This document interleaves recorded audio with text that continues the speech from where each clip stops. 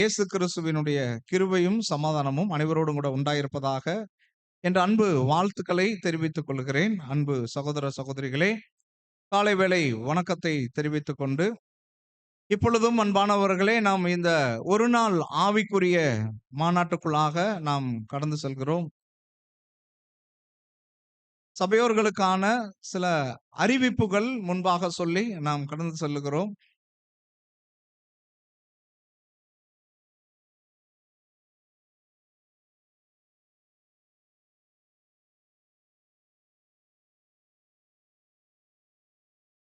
அன்புக்குரியவர்களே, சில அறிவிப்புகள்.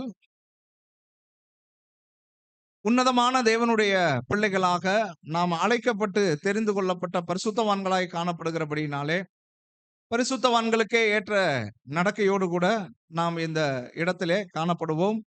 தேவையற்ற பேச்சுக்களையும் தேவையற்ற நடமாட்டத்தையும் நாம் குறைத்து கொண்டு, நாம் கூடி வந்த நோக்கங்கள் நிறைவேறும்படியாக பரிசுத்தவான்களாகிய ஒவ்வொருவரும் நம் ஒவ்வொருடைய முழு ஒத்துழைப்பை நாம் இந்த கூடுகைக்கு நேராக ஏறெடுப்போம். இவைகளை அன்பாய் கூட நாம் கேட்டுக்கொள்கிறோம். மண்டபத்தை சுத்தமாக வைத்துக் கொள்வதற்கு ஒவ்வொருவரும் உதவி செய்யும்படியாக அன்பாய் கூட நாம் கேட்டுக்கொள்கிறோம். இன்றைய நாளுக்குரியதான இந்த கூட்டம் இது தொடங்கி ஆரம்பமாகும். அன்பு சகோதர சகோதரிகளே, நமக்குரியதான ஆராதனை வழக்கத்துக்குள்ளாக நாம் கடந்து சென்று அதைத் தொடர்ந்து 2 தேவ செய்திகள் காணப்படும் என்பதை நாம் தெரிவித்துக் கொள்கிறோம். அதற்கு இடையில் ஒரு தேநீர் இடைவேளை இருக்கும் என்பதை தெரிவித்துக் கொள்கிறோம். அதைத் தொடர்ந்து மதிய உணவு இடைவேளைக்கு பின்னதாக துதி ஆராதனை நமக்கு மத்தியில் நடைபெறும் என்பதை நாம் தெரிவித்துக் கொள்கிறோம். அன்பு சகோதர சகோதரிகளே, ஆகவே நேரத்தை நாம் சரியாக கருத்தில் கொண்டு முழு ஒத்துழைப்பு கொடுக்கும்படியாய் கேட்டுக்கொள்கிறோம். சகோதரர்களுக்கான கழிப்பிட வசதி, சகோதரர்களுக்கான கழிப்பிட வசதி, வயது முதிர்ந்தவர்களாக இருந்தால் நீங்க மேலே நடந்து போவது சிரமமாக இருக்குமானால், இந்த இடது புறத்திலே ஒரு டாய்லெட் இருக்குது. அதை நீங்க உபயோகப்படுத்திக் கொள்ளும்படிக்கு அன்பாய் கேட்டுக்கொள்கிறோம். மற்ற சகோதரர்கள் மாடியில அது டாய்லெட் வசதிகள் இருக்குது, வேணுன்ற வசதி இருக்குது. நீங்க அதை உபயோகப்படுத்திக் கொள்ளும்படிக்கு கேட்டுக்கொள்கிறோம். சகோதரிகளுக்கான கழிப்பிட வசதிகள் இதற்கு மண்டபத்துக்கு பின்புறத்தில் இருக்குது. அதை நீங்க உபயோகப்படுத்திக் கொள்ளும்படியாக அன்பாய் கூட கேட்டுக்கொள்கிறோம். அன்பு சகோதர சகோதரிகளே,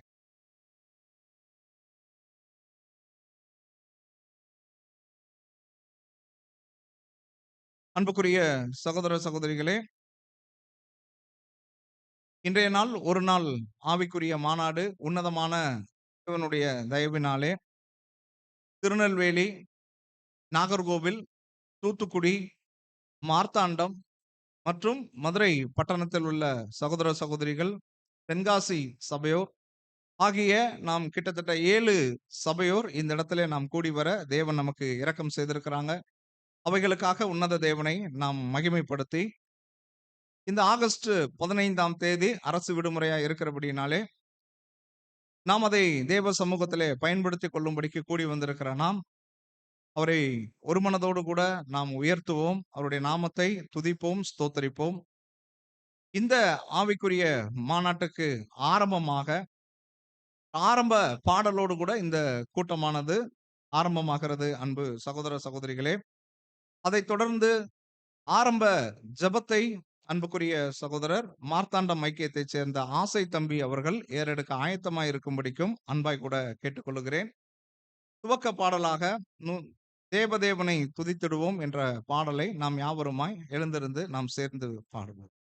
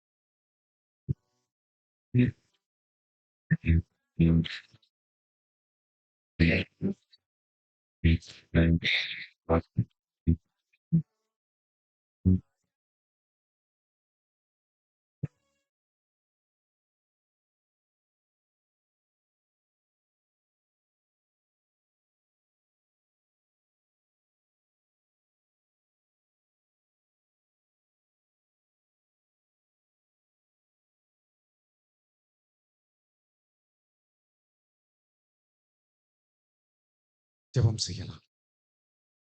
எங்களை நேசித்து வழிநடத்தி வருகிற எங்கள் அன்பின் பரலோகத்தின் நல்ல பிதாவே, அருமையான இந்த வேளையிலே உம்முடைய சன்னிதானத்திலே பல ஊர்களிலிருந்து கடந்து வந்திருக்கிற சபையாராகிய தேவன் தாமே ஒவ்வொருவரையும் தேவன் கூட்டி சேர்த்த உம்முடைய மேலான கிருபைகளுக்காக நாங்கள் நன்றி செலுத்துகிறோம். தேவனே, எங்களுக்கு ஜீவனையும் பலனையும் சுகத்தையும் தந்து இம்மட்டுமாய் எங்களை காத்து வழிநடத்தி உம்முடைய மேலான சத்தியங்களை நாங்கள் கேட்பதற்கு தேவன் இந்த நாளையும் இந்த நேரத்தையும் கூட்டி சேர்த்து எங்களையும் தேவன் வரவழைத்திருக்கிற உம்முடைய புண்ணியத்திற்காக நாங்கள் நன்றி செலுத்துகிறோம்.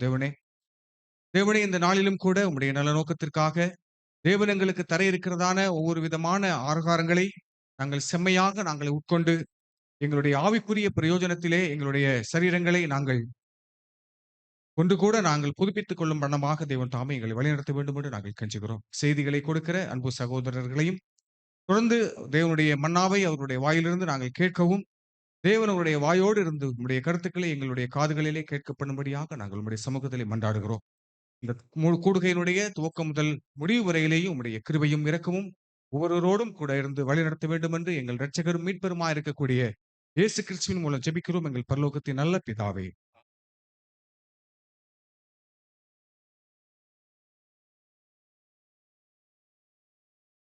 தருவோம். இன்றைய நாளைக்குரியதான பரலோக மன்னாவை நமக்கு முன்பாக இருந்து மதுரை ஐக்கியத்தை சேர்ந்த அன்பு சகோதரர் இம்மானுவேல் ஐயா அவர்கள் முன்பு வந்து வாசிக்கும்படியாக அன்பாய் கூட கேட்டுக்கொள்ளும்.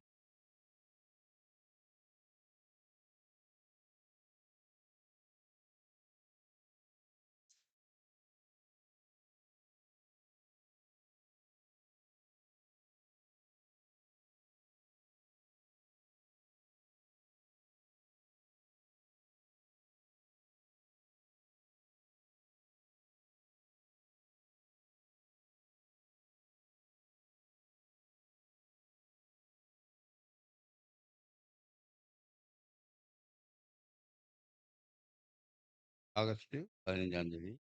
மேலும் சகோதரரே, நாங்கள் உங்களுக்கு போதிக்கிறது என்னவென்றால், எல்லாரிடத்திலும் நீடிய சாந்தமாயிருங்கள். தேவனுடைய ஜனங்கள் எப்பொழுதும் இணக்கமுள்ளவர்களாயும், பலவீனமுள்ளவர்களிடத்தில் மட்டுமல்ல, சகல இடத்திலும் சாந்த குணம் உள்ளவர்களாயும், மன்னிக்கிறவர்களாயும் இருக்க வேண்டும். அறிவிலே வளர்ந்து அறிவிலே வளருவது கிருபையினால் உண்டாகும் சாந்தத்தை உண்டாக்கும். பரம தகப்பனின் சாந்த குணத்தை நாம் அதிகமாக அறியும் போது, நாமும் சகல காரியங்களிலும் சாந்தம் உள்ளவர்களாய் இருக்க செய்யும்.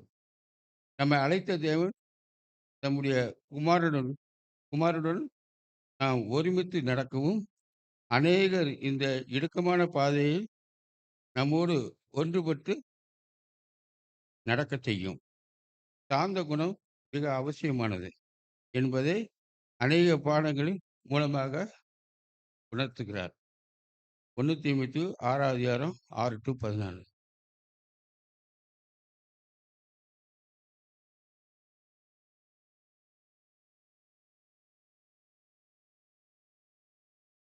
சகோதரருக்கு நன்றி. இன்றைய நாளைக்குரியதான வேத வாசிப்புக்காக தெரிந்து கொள்ளப்பட்ட வேத பகுதி சங்கீதம் 50. இதை நமக்கு முன்பாக இருந்து நாகர்கோவில் ஐக்கியத்தை சேர்ந்த அன்பு சகோதரர்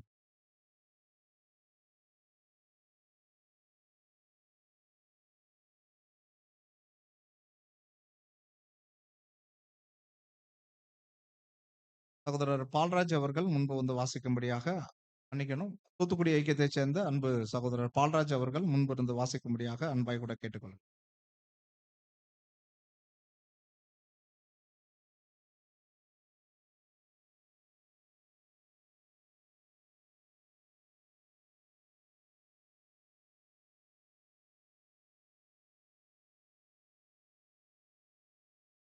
இன்றைய நாளிலும் நாம் வாசிக்க தெரிந்து கொண்ட வேத பகுதி சங்கீதங்களின் புஸ்தகம் 50வது அதிகாரம். வல்லமையுள்ள தேவனாகிய கர்த்தர் வசனித்து சூரியன் உதிக்கும் திசை தொடங்கி அது அஸ்தமிக்கும் திசை வரைக்கும் உள்ள பூமியை கூப்பிடுகிறார். பூரண வடிவுள்ள சியோனிலிருந்து தேவன் பிரகாசிக்கிறார். நம்முடைய தேவன் வருவார், மௌனமாயிரார். அவருக்கு முன் அக்கினி பட்சிக்கும், அவரை சுற்றிலும் மகா பூசல் கொந்தளிப்பாயிருக்கும். அவர் தம்முடைய ஜனத்தை நியாயந்தீர்க்க உயர இருக்கும் வானங்களையும் பூமியையும் கூப்பிடுவார். பலியினாலே என்னோடு உடன்படிக்கை பண்ணின என்னுடைய பரிசுத்தவான்களை என்னிடத்தில் கூட்டுங்கள் என்பார். வானங்கள் அவருடைய நீதியை அறிவிக்கும். தேவனே நியாயாதிபதி. என் ஜனமே கேள், நான் பேசுவேன். இஸ்ரவேலே, உனக்கு விரோதமாய் சாட்சியிடுவேன். நானே தேவன், உன் தேவனாய் இருக்கிறேன். உன் பலிகளின் நிமித்தம் உன்னை கடிந்து கொள்ளேன். உன் தகன பலிகள் எப்போதும் எனக்கு முன்பாக இருக்கிறது. உன் வீட்டில் இருந்து காளைகளையும் உன் தொழுவங்களிலிருந்து ஆட்டுக்கடாக்களையும் நான் வாங்கிக் கொள்வதில்லை. சகல காட்டு ஜீவன்களும் பர்வதங்களில் ஆயிரமாய் தெரிகிற மிருகங்களும் என்னுடையவைகள். மலைகளிலுள்ள பறவைகளை எல்லாம் அறிவேன். வெளியில் நடமாடுகிறவையெல்லாம் என்னுடையவைகள். நான் பசியாயிருந்தால் உனக்கு சொல்லேன். பூமியும் அதன் நிறைவும் என்னுடையவைகளே. நான் எருதுகளின் மாம்சம் புசித்து ஆட்டுக்கடாக்களின் இரத்தம் குடிப்பேனோ? நீ தேவனுக்கு சோஸ்திர பலியிட்டு உன்னதமானவருக்கு உன் பொருத்தனைகளை செலுத்தி, ஆபத்து காலத்தில் என்னை நோக்கி கூப்பிடு, நான் உன்னை விடுவிப்பேன். நீ என்னை மகிமைப்படுத்துவாய். தேவன் துன்மார்க்கனை நோக்கி, நீ என் பிரமாணங்களை எடுத்துரைக்கவும் என் உடன்படிக்கை உன் வாயினால் சொல்லவும் உனக்கு என்ன நியாயம் உண்டு? பிச்சையை நீ பகைத்து என் வார்த்தைகளை உனக்கு பின்னாக எறிந்து போடுகிறாய். நீ திருடனை காணும்போது அவனோடே ஒருமித்து போகிறாய். விபச்சாரரோடும் உனக்கு பங்குண்டு. உன் வாயை பொல்லாப்புக்கு திறக்கிறாய். உன் நாவு கற்பனையை பிணைக்கிறது. நீ உட்கார்ந்து உன் சகோதரனுக்கு விரோதமாய் பேசி உன் தாயின் மகனுக்கு அவதூறு உண்டாக்குகிறாய். இவைகளை நீ செய்யும்போது நான் மௌனமாய் இருந்தேன். உன்னைப்போல் நானும் இருப்பேன் என்று நினைவு கொண்டாய். ஆனாலும் நான் உன்னை கடிந்து கொண்டு அவைகளை உன் கண்களுக்கு முன்பாக ஒவ்வொன்றாக நிறுத்துவேன். தேவனை மறுக்கிறவர்களே, இதை சிந்தித்துக் கொள்ளுங்கள். இல்லாவிட்டால் நான் உங்களை பீறிப் போடுவேன். ஒருவரும் உங்களை விடுவிப்பதில்லை. ஸ்தோத்திர பலியிடுகிறவன் என்னை மகிமைப்படுத்துகிறான். தன் வழியை செவ்வாய்ப்படுத்துகிறவனுக்கு தேவனுடைய ரட்சிப்பை வெளிப்படுத்துவேன் என்று சொல்லுகிறார்.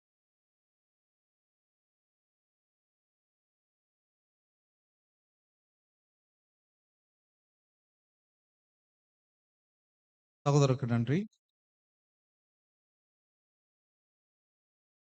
இன்றைய நாளிலும் தேவ செய்தி மற்றும் அதனுடைய காரியங்களை நமக்கு முன்பாக இருந்து தொகுத்து கொடுக்கும்படியாக முதலாவது தேவ செய்தியின் வேலைக்கென்று தொகுப்பாளராக மதுரை ஐக்கியத்தைச் சேர்ந்த நம்முடைய அன்புக்குரிய சகோதரர் ஜெரால்ட் அவர்களை அனைவருடைய சார்பாக அன்பாய் கூட கேட்டுக்கொள்ளும்.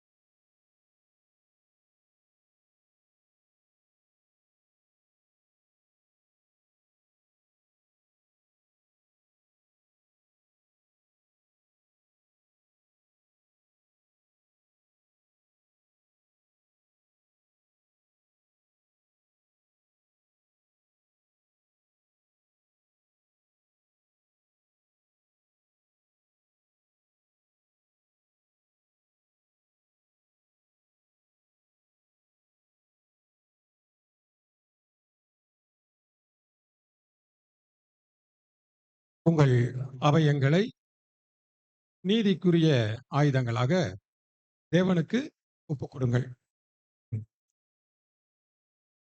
சர்வத்தையும் படைத்து சகலத்தையும் காத்து இந்நேரம் மட்டும் அதன் பாதையிலே செயல்படுத்தி கொண்டிருக்கிற நம்முடைய ஒன்றான மெய் தேவனுக்கும் நமது ஆண்டவரும் குருவும் போதகருமாய் இருக்கிற இயேசு கிறிஸ்துவுக்கும் நன்றியை நாம் ஏறெடுத்துக் கொள்வோம்.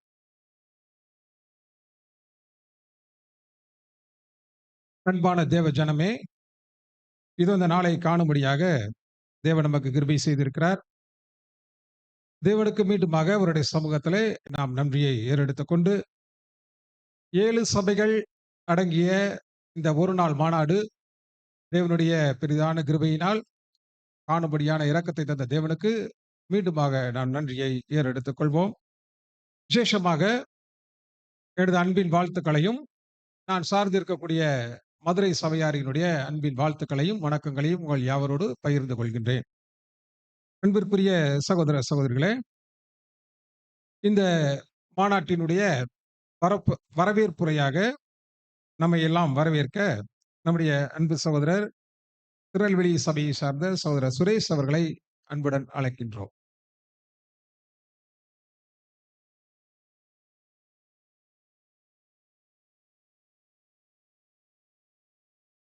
கூடி வந்திருக்கிற கிறிஸ்துவின் சரீரத்தின் அவயவங்களா இருக்கிற ஒவ்வொரு சகோதர சகோதரையும் திருநெல்வேலி ஐக்கியத்தார் அனைவருடைய சார்பாக அன்பையும் வாழ்த்துதலையும் தெரிவித்துக் கொள்கிறோம். விசேஷமாக மார்த்தாண்டம் சபையார், நாகர்கோயில் சபையார், தென்காசி சபையார், தூத்துக்குடி சபையார், மதுரையில் உள்ள சபையார் மற்றும் திருநெல்வேலி ஐக்கியத்தில் உள்ள அனைத்து சகோதர சகோதரர்களையும் ஆண்டவராய் இயேசு கிறிஸ்து நாமத்தினாலே உங்கள் அனைவரையும் வருக என்று வரவேற்கிறோம். எல்லாரும் நிறைய சிரமப்பட்டு வந்திருப்பீங்க. ஏன்னா டிராவல் பண்ணி வர்றது ரொம்ப சிரமமான ஒரு காரியம்தான்.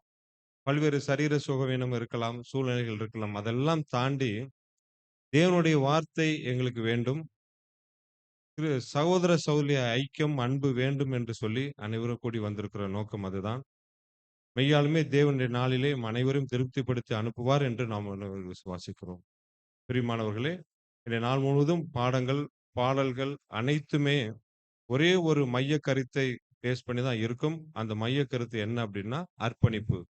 ஆங்கிலத்துல கான்செக்ரேஷன். அதை மையப்படுத்தி இன்றைய நாள் உள்ள அனைத்து பாடங்களும், புரோகிராம்ஸ், பாடல்கள் எல்லாமே அதன் அடிப்படையில் இருக்கும் என்பதை அன்போடு கூட தெரியப்படுத்திக் கொள்கிறோம். பிரியமானவர்களே, இறுதி வரை இருந்து அனைவரும் இந்த கூடுகையிலே பங்கு பெற்று தேவனுடைய ஆசீர்வாதத்தையும் சகோதர சகோதரியுடைய அன்பையும் அனைவரும் பெற்றுக்கொண்டு இங்கிருந்து கடந்து செல்லும்படிக்கு தேவன் தாம் நம் அனைவரையும் ஆசீர்வதித்து வழிநடத்தும்படிக்கு நாம் யாவரும் ஜெபத்தோடு நாம் காத்திருப்போம். நன்றி.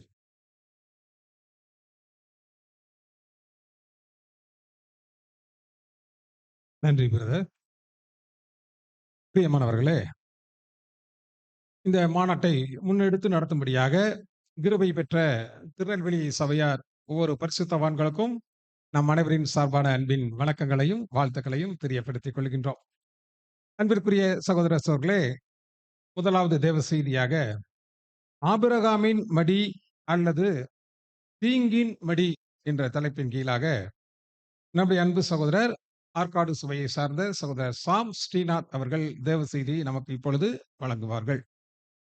இந்த பாடத்திற்கு வேத வசனம் வாசிக்கும்படியாக தெரிந்து கொள்ளப்பட்ட சகோதரிகள் தூத்துக்குடி சபையை சார்ந்த சகோதரி பாப்பா மற்றும் தென்காசி ஐக்கியத்தை சார்ந்த சகோதரி ரூபி அவர்கள். சகோதரரை அன்புடன் அழைக்கின்றோம்.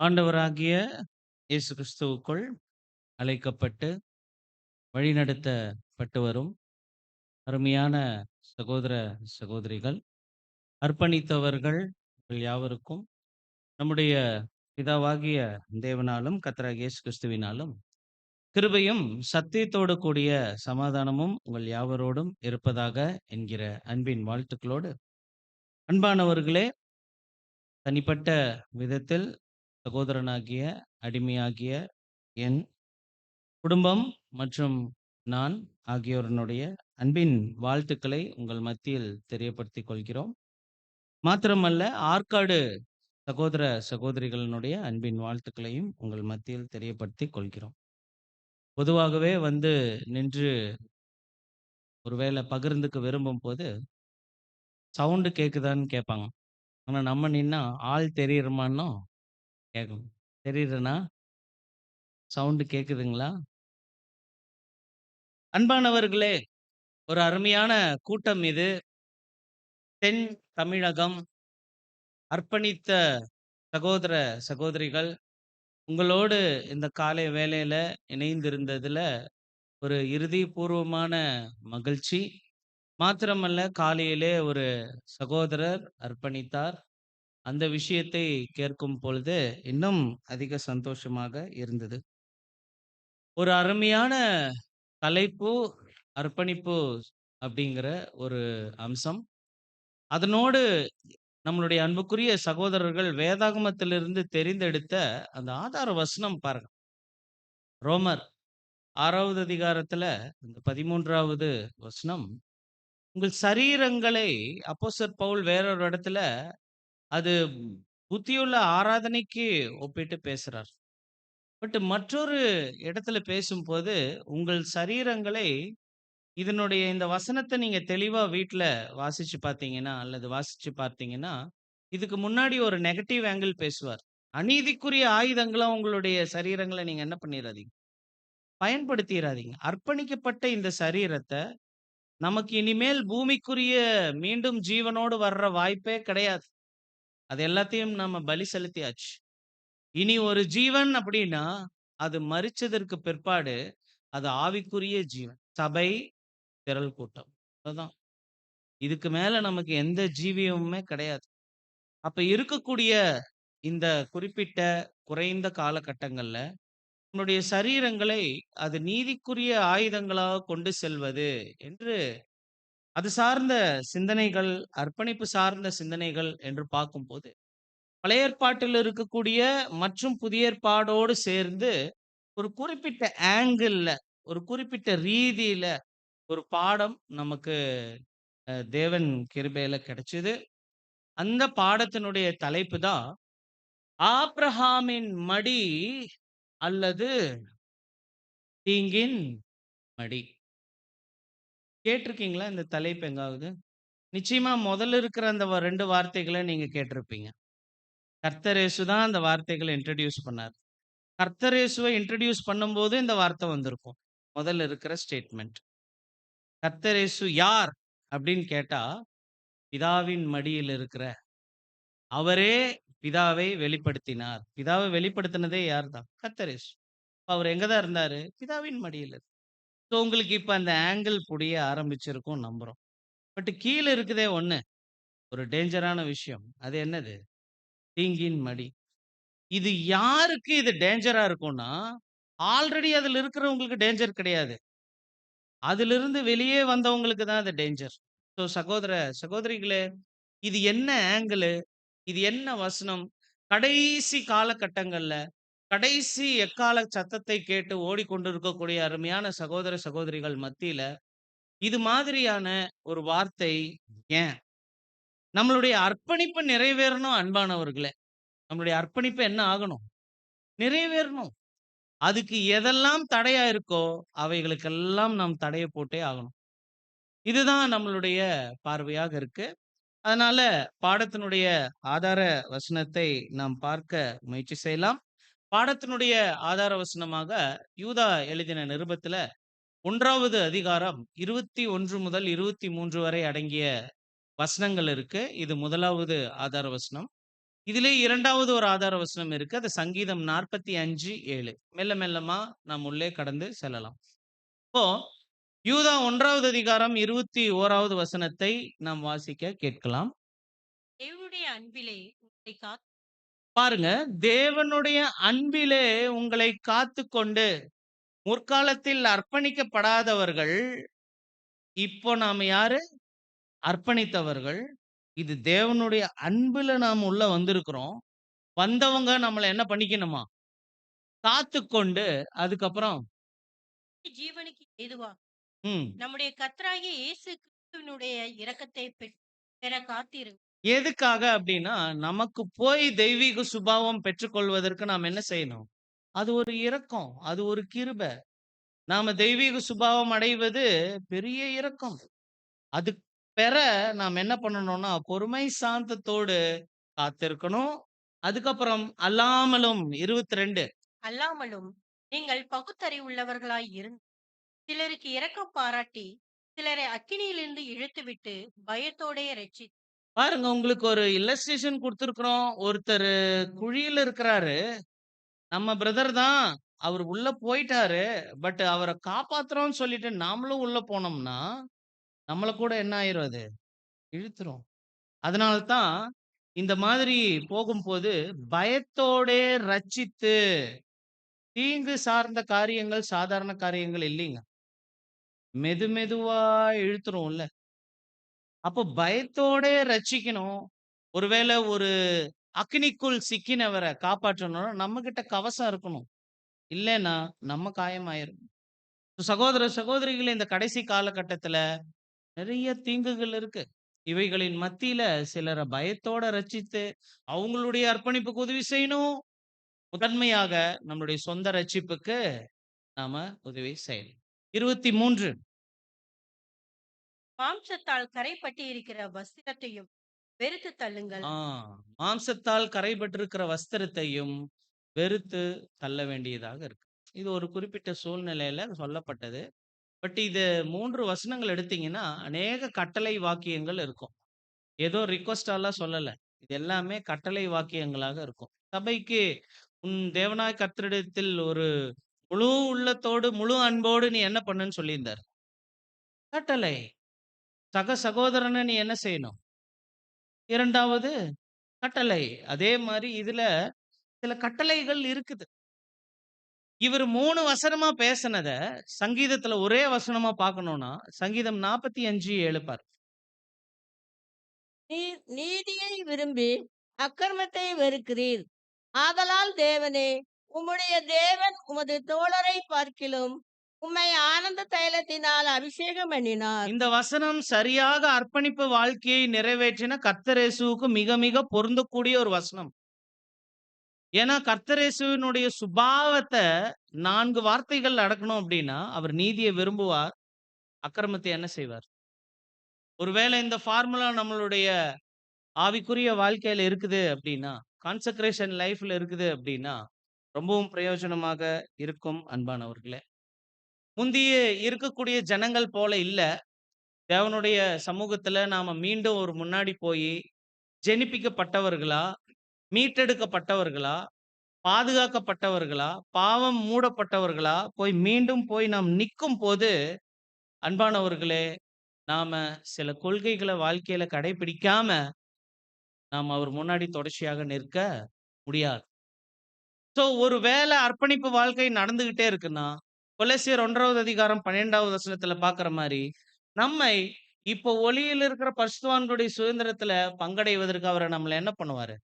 தகுதியாக்கி கொண்டு வருவார். இதுதான் நம்மளுடைய வேலையாகவும் காரியமாகவும் இருக்க வேண்டுமே ஒழிய, வேற விஷயங்கள்ல பார்வை மாறுச்சுன்னா அது கொஞ்சம் சிக்கலாக இருக்கும். இப்போ இந்த 6 பட்டணங்கள்ல இருக்கக்கூடிய சபைகளாக நாம் வந்திருக்கிறோம். இதுல எந்த பட்டணத்துல துறைமுகம் இருக்கு? தூத்துக்குடி. விமான நிலையம் எங்க? மதுரை. ஓ, ஓகே. போர்க்களம், சண்டை போடுற இடம் எங்க இல்ல? ம்? திருநெல்வேலி. திருநெல் அன்பானவர்களே, யாரெல்லாம் அர்ப்பணிச்சிருக்கிறாங்களோ அவங்க எல்லாருடைய மனது மிகப்பெரிய போர்க்களம். இந்த பட்டணங்கள்ல யாரெல்லாம் அர்ப்பணிச்சிருக்கிறீங்களோ உங்க எல்லாருடைய மனதும் சிந்தனையும் போர்க்களங்கள். எது 2க்கு நடுவுலன்னா, நீதி, அக்கிரமம். இது 2ல எதை விரும்புறோம், விரும்பாம இருக்கிறோம். அடுத்த ஸ்லைட்ல நீங்க பாத்தீங்க அப்படின்னீங்கன்னா அதை நம்ம பார்ப்போம்.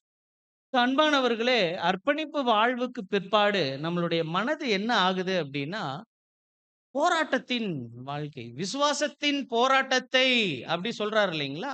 விசுவாசத்தை மட்டும் சொல்லல, விசுவாசத்தின் என்னது அது? போராட்டம். அருமையான சகோதர சகோதரிகள், நீங்க எல்லாருமே அந்த போர்ல இருக்கிறீங்க. அப்ப அந்த போரினுடைய தீவிரத்தன்மையை நாம எப்படி பார்க்கலாம் அப்படின்னு சொல்லி பார்க்கும்போது, பாருங்க, ஒரு சூட்டபிள் பிக்சர் நீங்க கவனிச்சீங்க அப்படின்னீங்கன்னா, 2 பேதுரு 2வது அதிகாரம் 8வது வசனத்துல பார்க்கும்போது, இதே மாதிரியே பழைய ஏற்பாட்டு காலத்துல போராடிட்டு இருந்த ஒருத்தரை நாம் பார்க்கணும். பாருங்க, 2 பேதுரு 2:8. மாதா மாதம் இல்ல, வருடா வருடம் இல்ல, அது வருஷத்துக்கு ஒரு தடவை கிடையாது, பஸ்கா சீசன்ல மட்டும் கிடையாது. அவர் எப்படி வாதிக்கப்பட்டுட்டு இருந்தாருன்னு பாருங்க. 2 பேதுரு 2:8. நாள்தோறும் அவர்களுடைய அக்கிரம கிரியைகளை கண்டு கேட்டு நீதியுள்ள தன்னுடைய இருதயத்தில் வாதிக்கப்பட்ட நீதிமானாகிய லோத்தை அவர் ரட்சித்திருக்க. பாருங்க, நாள்தோறும் அவர்களுடைய அக்கிரம கிரியைகளை கேட்டு. இப்ப இதுதான் லோத்னா, இதுக்கு வெளியில இருக்கிறது சோதோம் கொமாரா. பொருந்தி வருமா? சோதோம் கொமாரா உலகம் இப்ப எதுக்கு பொருத்தமாக இருக்குன்னா, சோதோம் கொமாரா அவங்களுடைய கிரியைகளை பார்த்து வருத்தப்பட்டுகிட்டு இருந்தது யாரு அப்படின்னா, அது நமக்கு பொருந்தாது. அது அக்கிரமம் அப்படின்னு சொல்லிட்டு அர்ப்பணிப்பு வாழ்க்கையில அந்த மாரி கஷ்டப்படுகிற ஒரு புது சிருஷ்டியை இந்த வசனம் காட்டுது. ஆனா, வசனத்த நாம் இன்னும் குறிப்பாக உள்ளே சென்று பார்க்கும்போது, நீங்க 2வது அதிகாரத்துல 20 இ அ சாரி 2வது அதிகாரத்துல 20லிருந்து கடந்து செல்லலாம். கர்த்தரும் இரட்சகருமாய் இருக்கிற இயேசு கிறிஸ்துவை அறிகிற அறிவினாலே உலகத்தின் அசுத்தங்களுக்கு தப்பினவர்கள் மறுபடியும் அவைகளில் சிக்கிக்கொண்டு ஜெயிக்கப்பட்டால் அவர்களுடைய பின்னிலைமை முன்னிலைமையிலும் கேடுள்ளதாய் இருக்கும். ஓகே. இப்ப என்ன சொல்றாரு அப்படின்னா, சோதோம் கொமோராவுடைய கிரியைகளை பார்த்து வருத்தப்பட்டுகிட்டு இருந்த ஒருத்தர். இது யார்தான் அப்படின்னா, கடைசி காலகட்டத்துல வாழ்கிற சபை, தீமையினுடைய பெருக்கத்தை பார்த்தா அதே மாரி தான் எஃபெக்ட் காட்டுவாங்க. ஆனா, அவங்களோட ஏன் அங்க லோத்த பேசிட்டு, இங்க 20வது வசனத்துல இந்த காரியங்கள பேசுறாருன்னா, பல கோணங்கள், பல முக்கியமான கருத்துக்கள் அங்க இருக்கு. ஆனா, இந்த 20வது வசனத்துல சொல்றாரு, ஆல்ரெடி அசுத்தத்துக்கு தப்பி வந்தவங்க, மறுபடியும் அவைகளில் சிக்குண்டு ஜெயிக்கப்பட்டால், அவர்களுடைய பின்னிலைமை, முன்னிலைமையிலும் கேடுள்ளதாக இருக்கும். ஒருவேளை 21 பாருங்க. அவர்கள் நீதியின் மார்க்கத்தை அறிந்த பின்பு தங்களுக்கு ஒப்புவிக்கப்பட்ட பரிசுத்த கற்பனையை விட்டு விலகுவதை பார்க்கிலும் அதை அறியாதிருந்தார்களானால் அவர்களுக்கு நலமாயிருக்கும். எவ்வளவு சிவியரா இருக்கு பாருங்க அர்ப்பணிப்பு குறிச்சு. இதுக்கு மேல நம்ம எப்படி அர்ப்பணிப்பை வெயிட்டா காட்டுறது? இதுக்கும் மேல இன்னொரு சொல்றாரு பாருங்க. இது கொஞ்சம் கடினமான வார்த்தைகள். அடுத்தது 22. நாய் தான் கக்கினதை தின்னவும் கழுவப்பட்ட பன்றி சேற்றிலே புரளவும் திரும்பினது என்று சொல்லப்பட்ட மெய்யான பழமொழியின்படியே அவர்களுக்கு சம்பவித்தது. சகோதர சகோதரிகளே, இந்த அர்ப்பணிப்பு வாழ்க்கை ஒரு புத்தியுள்ள வாழ்க்கை. இது போராட்டத்தின் வாழ்க்கை. இது அந்த காலத்துல சோதோம் கொமோராவுல இருந்த லோத்து வாழ்ந்துகிட்டு இருந்த ஒரு வாழ்க்கை. இதெல்லாம் நாம் பார்க்கிறோம். ஆனா, இப்படிப்பட்ட இந்த அர்ப்பணிப்பு வாழ்க்கையில நீதியின் அவயவமாக தங்களுடைய சரீரத்தை ஒப்பு கொடுத்தவர்களுடைய வாழ்க்கையில 2 கொள்கைகள் முக்கியமாக இருக்கணும்னு சகோதரருடைய எழுத்துக்கள்ல பார்க்கிறோம். 1, நன்மையும் கிருபையும் என்னை தொடரும். தேவன் கொடுத்தார், தேவன் எடுத்தார். நான் எந்த நிலையில் இருந்தாலும் இதெல்லாம் அர்ப்பணித்தவர்களுடைய ஸ்டேட்மெண்ட்ஸ். அப்போ இந்த விசுவாசிகள் அவங்க வாழ்க்கையில என்ன செய்வாங்கன்னா, ஒரு முக்கியமான கொள்கை வச்சிருப்பாங்க. பயங்கர சீக்ரெட்டான விஷயம். போதும் என்கிற மனதோடு கூடிய தேவ பக்தி. இது தெரியும் இல்லைங்களா? போதும் என்கிற மனதோடு கூடிய தேவ பக்தி. ஒருவேளை ஒன்று நமக்கு வர வேண்டியது வரல.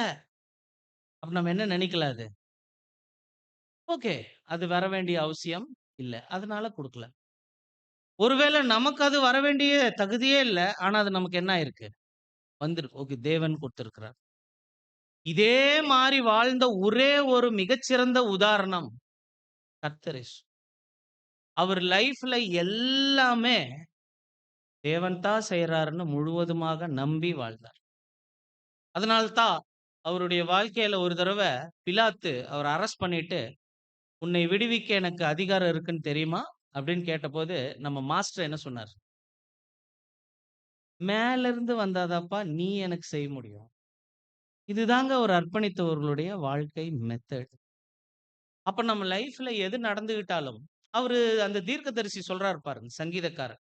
"நன்மையும் கிருபையும் என்னை நான் நீடித்த நாட்களாய் தேவனுடைய வீட்டிலே நிலைத்திருப்பேன்." அப்படின்னா இதுதாங்க இந்த ஃபெய்த் லைஃப், இந்த அர்ப்பணிப்பு வாழ்க்கையில இருக்கிற ஃபெய்த் லைஃப்னுடைய கான்செப்டே இதுதான்.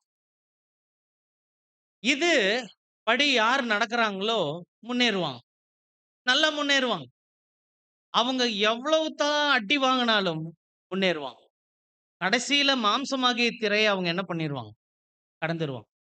ஆனா, இன்னொரு ஆங்கிள் இருக்கு. இன்னொரு ஆங்கிள் என்ன அப்படின்னா, ஃபர்ஸ்ட் ஆங்கிள் என்ன?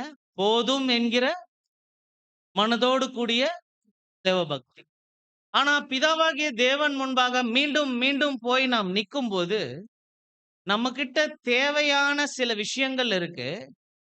அந்த தேவையான சில விஷயங்கள்ல போதுமானது இல்லைன்னு வைங்களேன். நம்ம சார்பா ஒருவேளை அர்ப்பணிப்பு அப்படின்னு சொல்லும்போது, அந்த அர்ப்பணிப்பு சார்ந்த புரிந்து கொள்ளுதல், ஒருவேளை அந்த அர்ப்பணிப்பை நாம் கடந்து செல்லும்போது அந்த அர்ப்பணிப்புக்கு தேவையான ஜெயம் கொள்ளும் ஆவி, அல்லது தேவனுக்கு நாம் காட்டக்கூடிய அந்த பயபக்தி, இது எல்லாத்துலயும் ஒரு பற்றாக்குறை இருக்குதுன்னு வைங்களேன்.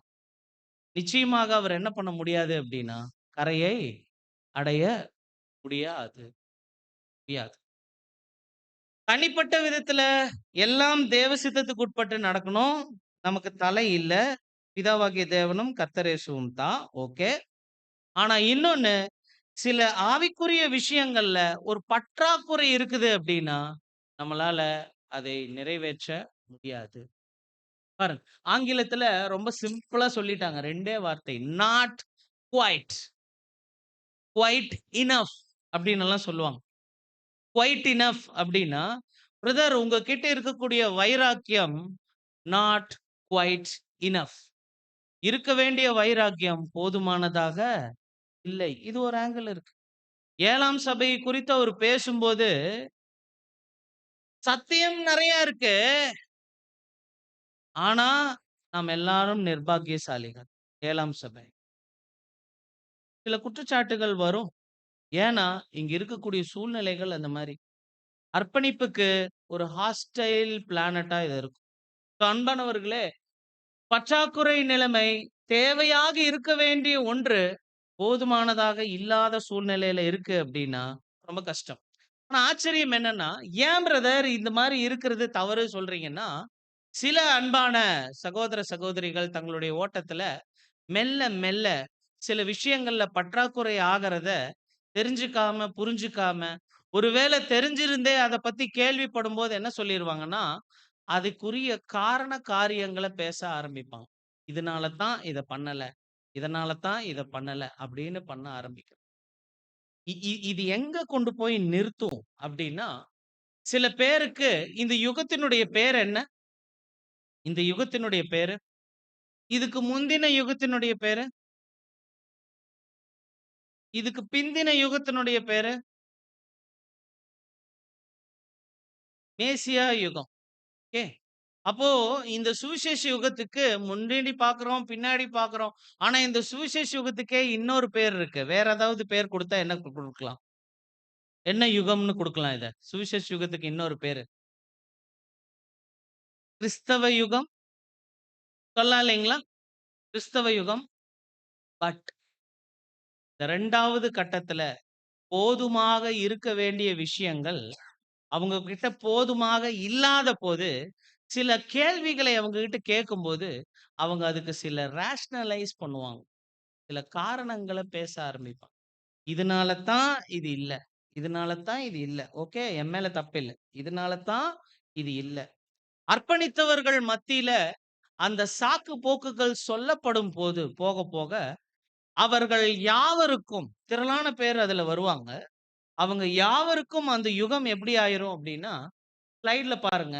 அந்த யுகத்தினுடைய பேரு நாங்க குடுத்திருக்கிறோம். பாருங்க கடைசியில என்னன்னு வருது பாருங்க. அறிவு வளர்ச்சியின் யுகம் போய்க்கிட்டு தான் இருக்குது. சத்தியம் நெறைய வருது. பட் அதுக்கு அடுத்து இன்னொன்னு பாருங்க. சமரச இது என்ன யுகம்?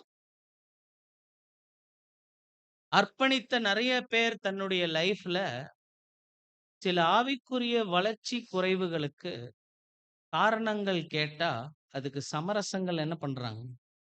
பேசுறாங்க. காம்ப்ரமைசஸ். இதனால தான் இது, இதனால தான் இது அப்படி சொல்லிட்டு சில காம்ப்ரமைசஸ் சொல்லக்கூடிய ஒரு கட்டாயம் அவங்க வாழ்க்கையில வந்துருது. இது ரொம்ப கவனிக்க வேண்டிய விஷயம் அர்ப்பணிப்பு வாழ்க்கையில. இப்ப 2 பேதுரு 2வது அதிகாரம் 7 முதல் 9 பார்க்கும்போது, அந்த ஆங்கிள்ல தான் சொல்றாரு.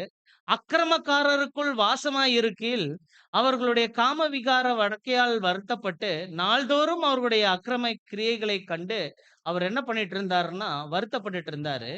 ஆனா இவர சொல்லிட்டு, அதுக்கு அடுத்தது பார்க்கும்போது அன்பானவர்களே, என்ன பேசுறாரு அப்படின்னு சொல்லி பார்த்தீங்க அப்படின்னீங்கன்னா, நிச்சயமாக அவரவே காப்பாத்திட்டாருன்னா, நிஜமா அர்ப்பணிச்சவங்கள காப்பாத்துவார். இதுதான் கான்செப்ட்.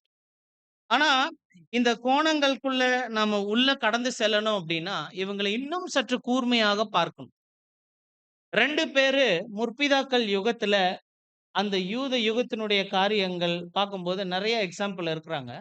ஆனா 2டே பேர் மட்டும் இன்னைக்கு நாம் பார்க்கலாம். பிரயாணப்படும் 2 பாத்திரங்கள நாம் இன்னைக்கு பார்க்க போறோம். அந்த பிரயாணப்படும் 2 பாத்திரங்கள பத்தி ஆதியாகமம் 11வது அதிகாரத்துல 31வது வசனங்கள்ல நாம் பார்க்கிறோம் அன்பானவர்களே. ஆதியாகமம் 11:31. தேராகு தன் குமாரனாகிய ஆபிராமையும் ஆரானுடைய குமாரனும் தன் பேரனுமாய் இருந்த லோத்தையும் தன் குமாரன் ஆபிராமுடைய மனைவியாகிய தன் மருமகள் சாராயையும் அழைத்து கொண்டு அவர்களுடனே ஊர் என்கிற கல்தையருடைய பட்டணத்தை விட்டு கானான் தேசத்துக்கு போக புறப்பட்டான். அவர்கள் ஆரான் மட்டும் வந்தபோது அங்கே இருந்து விட்டார்கள். இது குறிச்சு பிரதர் ஒரு அருமையான ஆர்டிக்கிள் எழுதியிருக்கிறார். 39, 36 அழைப்பு, அர்ப்பணிப்பு இது சார்ந்து அவர் பேசும்போது ரீபிரிண்ட்ல 39, 36 இந்த ரீபிரிண்ட்ல பேசும்போது அவங்க எந்த ஊரை விட்டு வெளியே வர்றாங்க?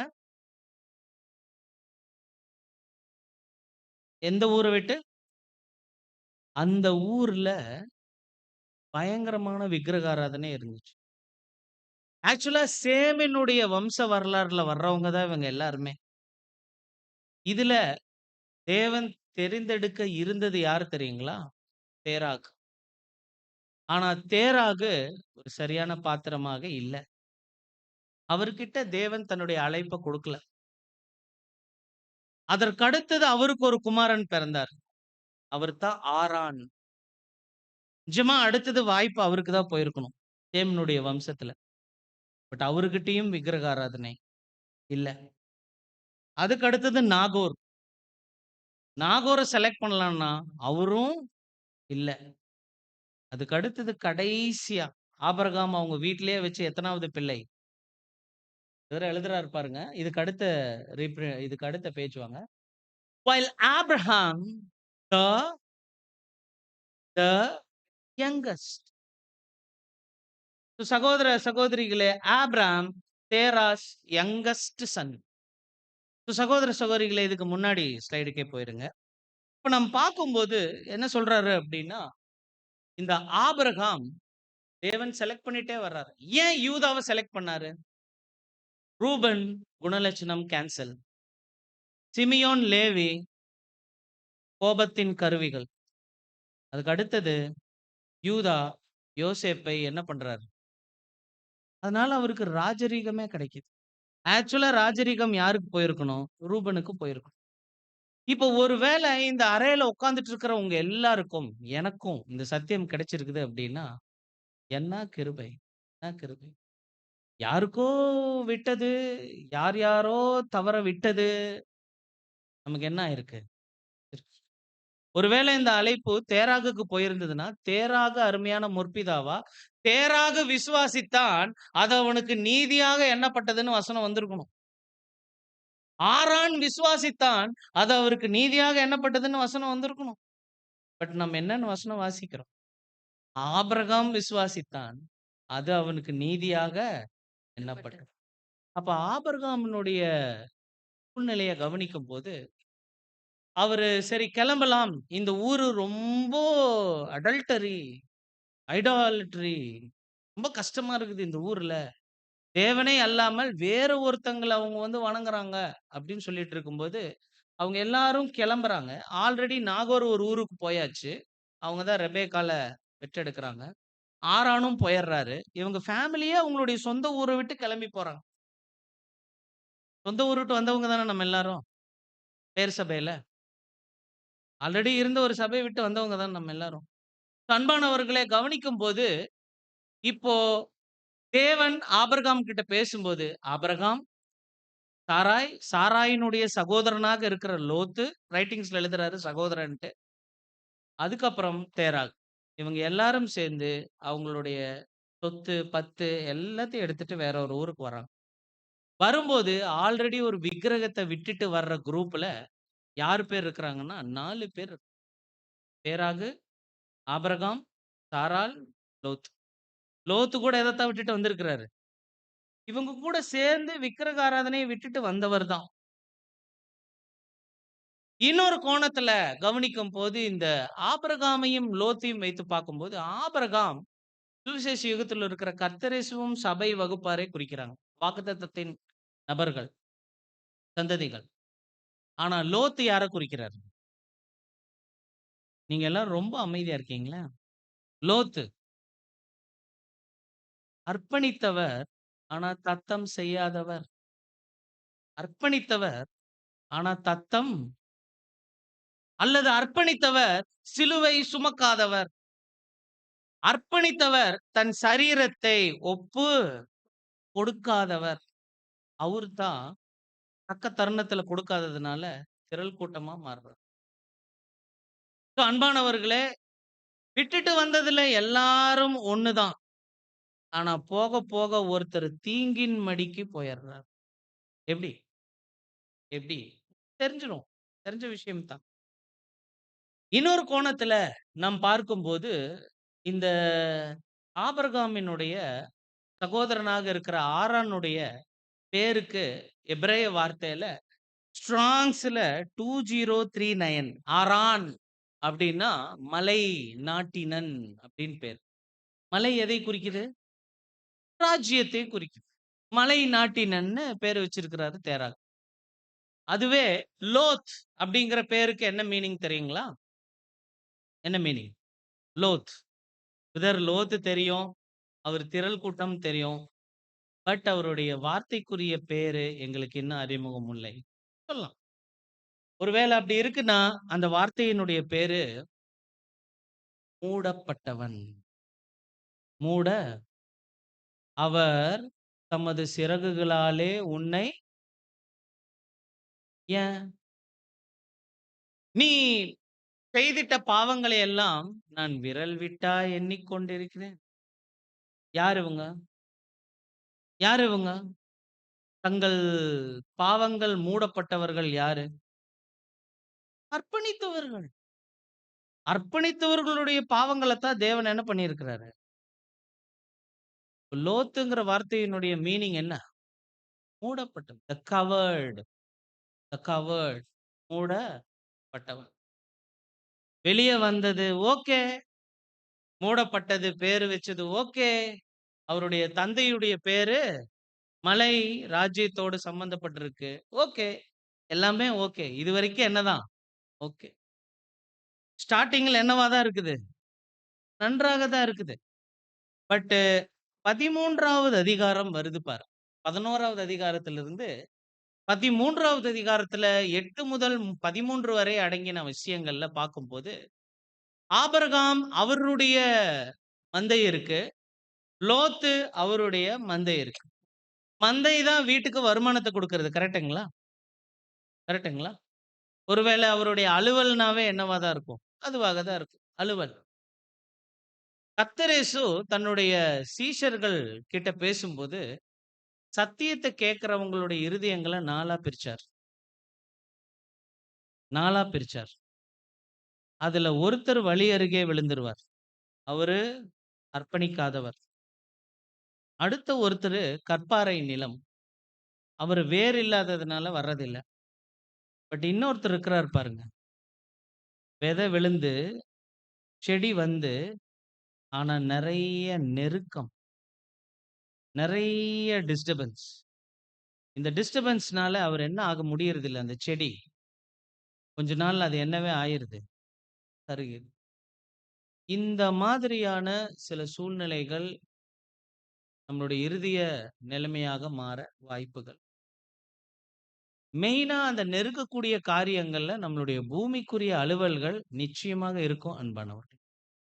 நம்மளுடைய பூமிக்குரிய அலுவல்கள் அல்லது நம்மளுடைய குடும்பத்தை பராமரிக்கிறதுக்கு கடமைன்னு ஒண்ணு இருக்கு இல்லைங்களா? அந்த கடமை சில சமயம் ஒண்ணு என்ன ஆகும் அப்படின்னா, கடமையே செய்யாம விட்டுருவோம். அல்லது அந்த ஓவர் கடமை அங்க வர ஆரம்பிச்சு டியூட்டி என்ன ஆக ஆரம்பிச்சிடும்? ஓவர் டியூட்டியா வர ஆரம்பிச்சு. இது ரெண்டுலயும் அர்ப்பணிக்கிறவங்க ரொம்ப கேர்ஃபுல்லா இருக்கும். அர்ப்பணிப்பு வாழ்க்கையில குடும்பத்திற்கு எதை செய்யணுமோ அந்த காரியங்கள் இருக்கணும். ஆனா அதுவே நம்மளுடைய நெருக்கக்கூடிய காரியமா மாறிடக்கூடாது. ஏன்னா லோத்தினுடைய வாழ்க்கை நாம ஏறிட்டு பார்க்கும்போது, லோத்துவ நீங்க கவனிச்சீங்க அப்படின்னீங்கன்னா, தன்னுடைய மந்தைக்குள்ள ஒரு பிரச்சனை வரும்போது தான் ஒரு வேற ஒரு இடத்த என்ன பண்ண பார்க்கிறார் பார்க்கிறார்.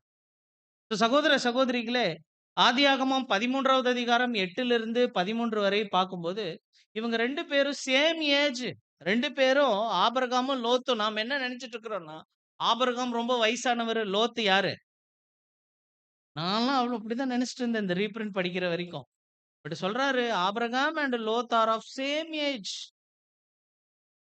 சகோதர சகோதரிகளே 2 பேரும் என்ன பண்றாங்கன்னா, நானும் நீயும். அதாவது ட்ரூலி கான்செக்ரேட்டட், ஓரளவுக்கு கான்செக்ரேட்டட். முழுவதும் அர்ப்பணித்தவர்கள், பகுதி நிலையில் அர்ப்பணித்தவர்கள். 2 வித்தியாசங்கள்.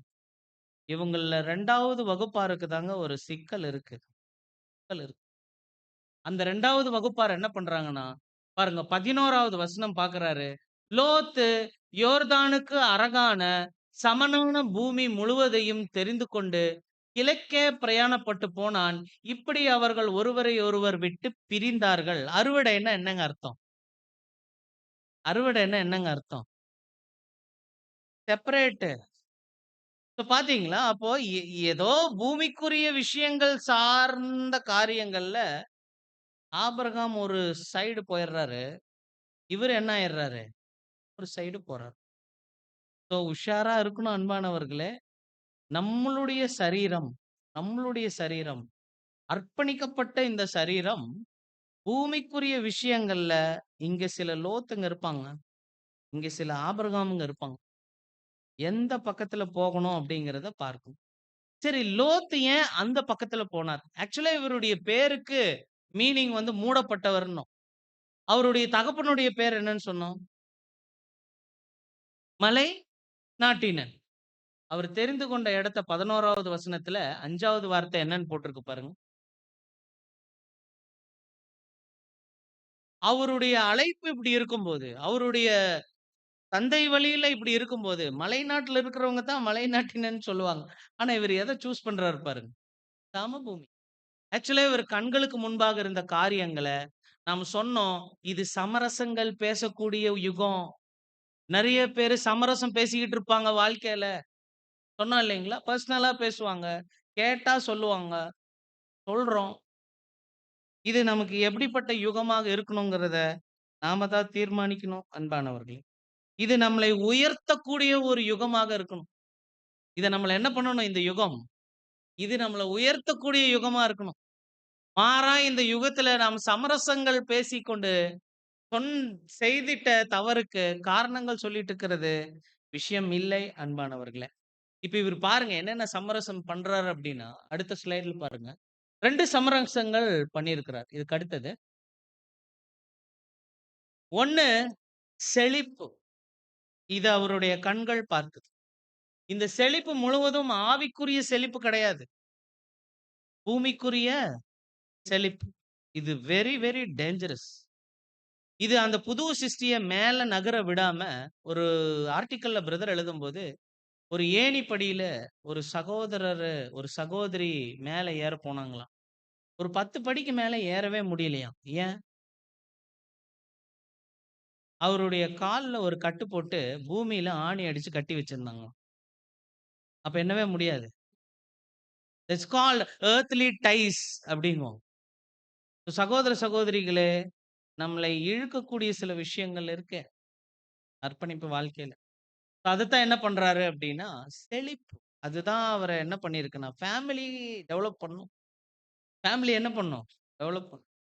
அதுவே அந்த சைடு பார்த்தீங்க அப்படின்னீங்கன்னா, ஆபிரகாம் என்ன பண்றாருன்னா, பலிபீடம் கட்டுறாரு. பலிபீடத்த கட்டி சுத்தி ஆர்டிக்கிள்ல எழுதுறாரு. ரீப்ரிண்ட் 39, 36ல. ஒரு பலிபீடம் கட்டி யெகோவா ஈரே, யெகோவா ஷாலோம், யெகோவா ஷம்மா வச்சுட்டு இருக்கிறாரு.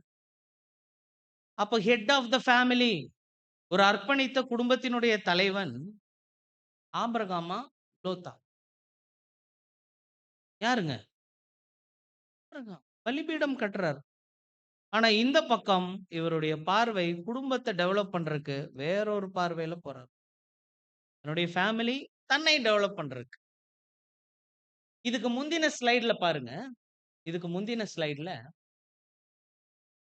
ஆபிரகாம் கானான்ல இருந்தாரு. ஆனா அவரும் அதுக்கப்புறம் மாறிருவாரு அந்த இடத்த விட்டு. ஏன்னா அது இன்னும் பொல்லாதவர்களுடைய தேசமா இருந்ததுனால அவர் அங்கேயும் மாறுறாரு.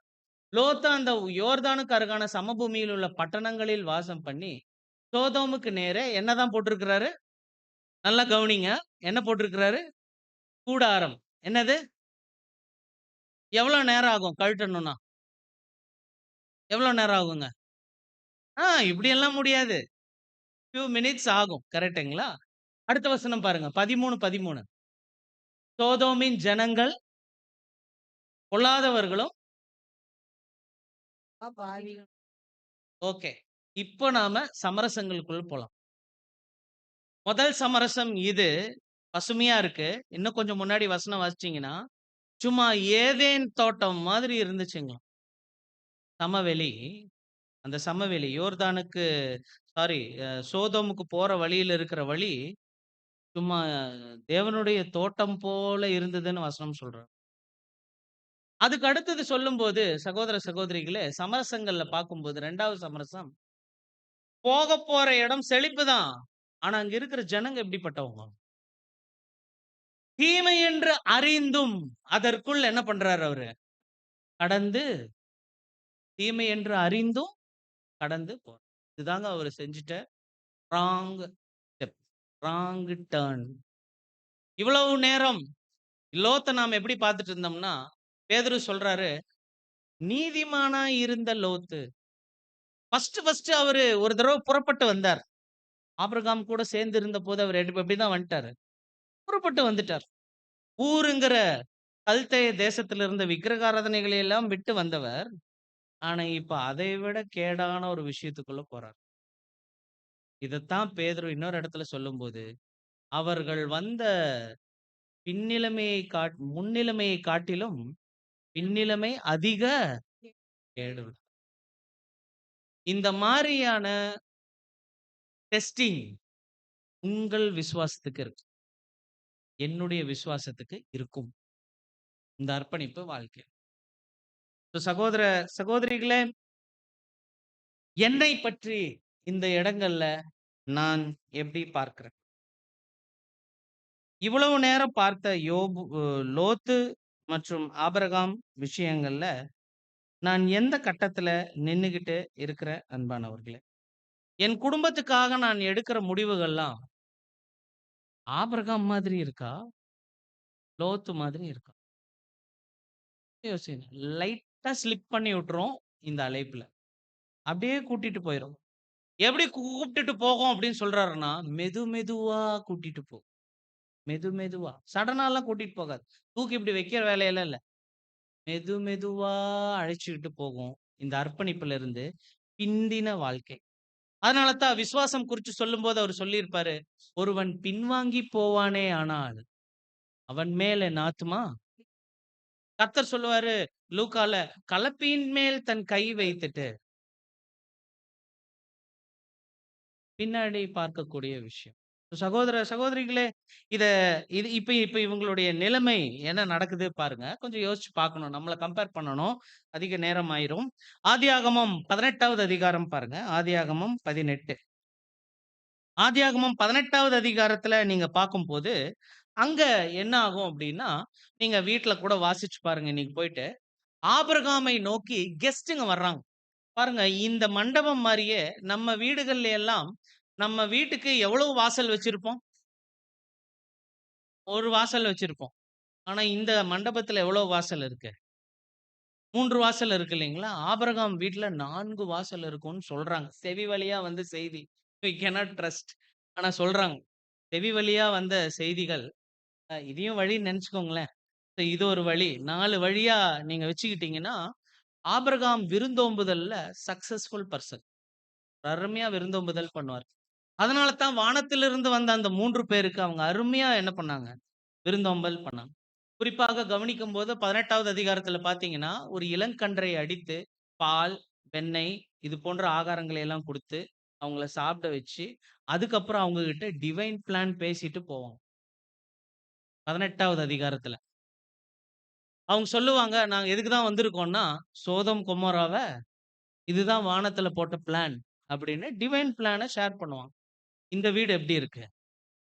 இப்ப இதுவே இன்னொரு ஆங்கிள்ல பார்த்தீங்கன்னா, இவரும் 19வது அதிகாரத்துல இவரும் என்ன பண்ணுவாரு அப்படின்னா, சகோதர சகோதரிகளே 19வது அதிகாரத்துல இவரும் விருந்தோம்புதல் பண்ணுவார். ஆனா விருந்தோம்புதல் பண்ணும்போது அவரோட மைண்ட் எப்படி இருக்கும் தெரியுங்களா?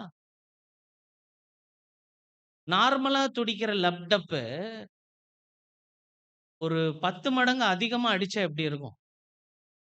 ஏதோ ஊழியம் தான் பண்றாரு. பட் அவருடைய இருதய நிலை எப்படி இருக்கும்னா, ஒரு கடினப்பாடுகள் மத்தியில ஊழியம் பண்ணுவார். இது எந்த கடினப்பாடுகள்னா, அவரா பெர்சனலா ஏற்படுத்தி வச்சிருக்கிற ஒரு பூலோக தர்ம சங்கடமான சூழ்நிலையில ஊழியம் பண்றார். அதே கெஸ்ட் தான். ஆனா அவங்கள கூப்பிட்டுட்டு போயிட்டு, இவர் என்ன பண்ணியிருப்பாருன்னா, பெரிய ட்ரீட் எல்லாம் அவங்களுக்கு குடுக்க முடியல. மாறா என்னதான் பண்ணியிருப்பாருன்னா, புளிப்பில்லாத அப்பங்கள சாப்பிட வச்சிருப்பார். அவங்க வேணும்னே சொல்லுவாங்க, "நாங்க இந்த மாரி வெளியில தங்குறோம்" அப்படின்னதுக்கு, "நோ, நோ, நோ, நோ." ஒருவேளை பேராஃப்ரேஸ் பண்ணோம்னா, நம்ம அதப்படி சொல்லணும். "வெளியில தங்குனா இந்த ஊர்ல ரொம்ப டேஞ்சர். நீங்க எங்க வீட்டுக்குள்ளேயே" நல்லா கவனிங்க. எங்க? எங்க? வீட்டுக்கு உள்ள. கரெக்ட்டுங்களா? ஒரு காலத்துல இவருடைய வீடு எவ்வளோ நிமிஷத்துல எடுத்தரலாம்? Few minutes. ஆனா இப்ப இவரு அந்த பட்டணத்துக்குள்ள ஒரு வீட கட்டி, அதே பட்டணத்துல இருக்கிற சில மருமகன்களுக்கு தன்னுடைய மகள்களையும் என்ன பண்ணி குடுத்திருக்கிறாரு. இப்ப இது வந்து ஆபிரகாம் கிட்ட இருக்கிற வாழ்க்கை இல்லைங்க. இது என்ன வாழ்க்கைன்னா, தீங்கு தூரமா இருந்து, அதை நோக்கி போய், தீங்கின் மடியிலேயே என்ன இருக்கிறாரு அவரு? In the very lap of evil. எந்த வகுப்பார் அப்படின்னா, ஒரு காலத்துல விக்கிரகங்கள விட்டு வெளிய வந்தவங்க தான். ஒரு காலத்துல தன்னை அர்ப்பணிச்சவங்க தான்.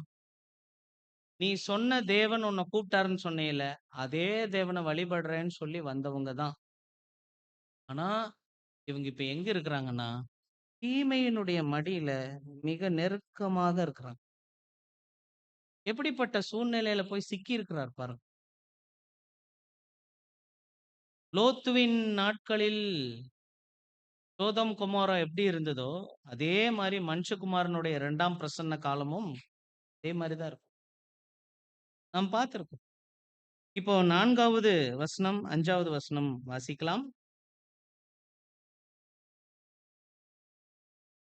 19ல 4, 5. அவர்கள் படுக்கும் முன்னே சோதோம் பட்டணத்து மனிதராகிய வாலிபர் முதல் கிழவர் மட்டுமுள்ள ஜனங்கள் அனைவரும் நாலா திசையிலும் இருந்து வந்து வீட்டை சூழ்ந்து கொண்டு லோத்தை கூப்பிட்டு, இந்த ராத்திரி உன்னிடத்தில் வந்த மனுஷர் எங்கே? நாங்கள் அவர்களை அறியும்படிக்கு அவர்களை எங்களிடத்தில் வெளியே கொண்டு வா என்றார்கள். என்ன மாதிரியான தர்ம சங்கடமான சூழ்நிலை பாருங்க. இதெல்லாம் யாருனால வர வச்சது? அவரே உருவாக்கிக்கிட்டார். டர்னிங் பேக், ஸ்டெப்பிங் பேக், அர்ப்பணிப்புல முன்னாடி போணும். மாறாக சில பேர் என்ன பண்ணிடுறாங்க? பின்னாடி போறாங்க.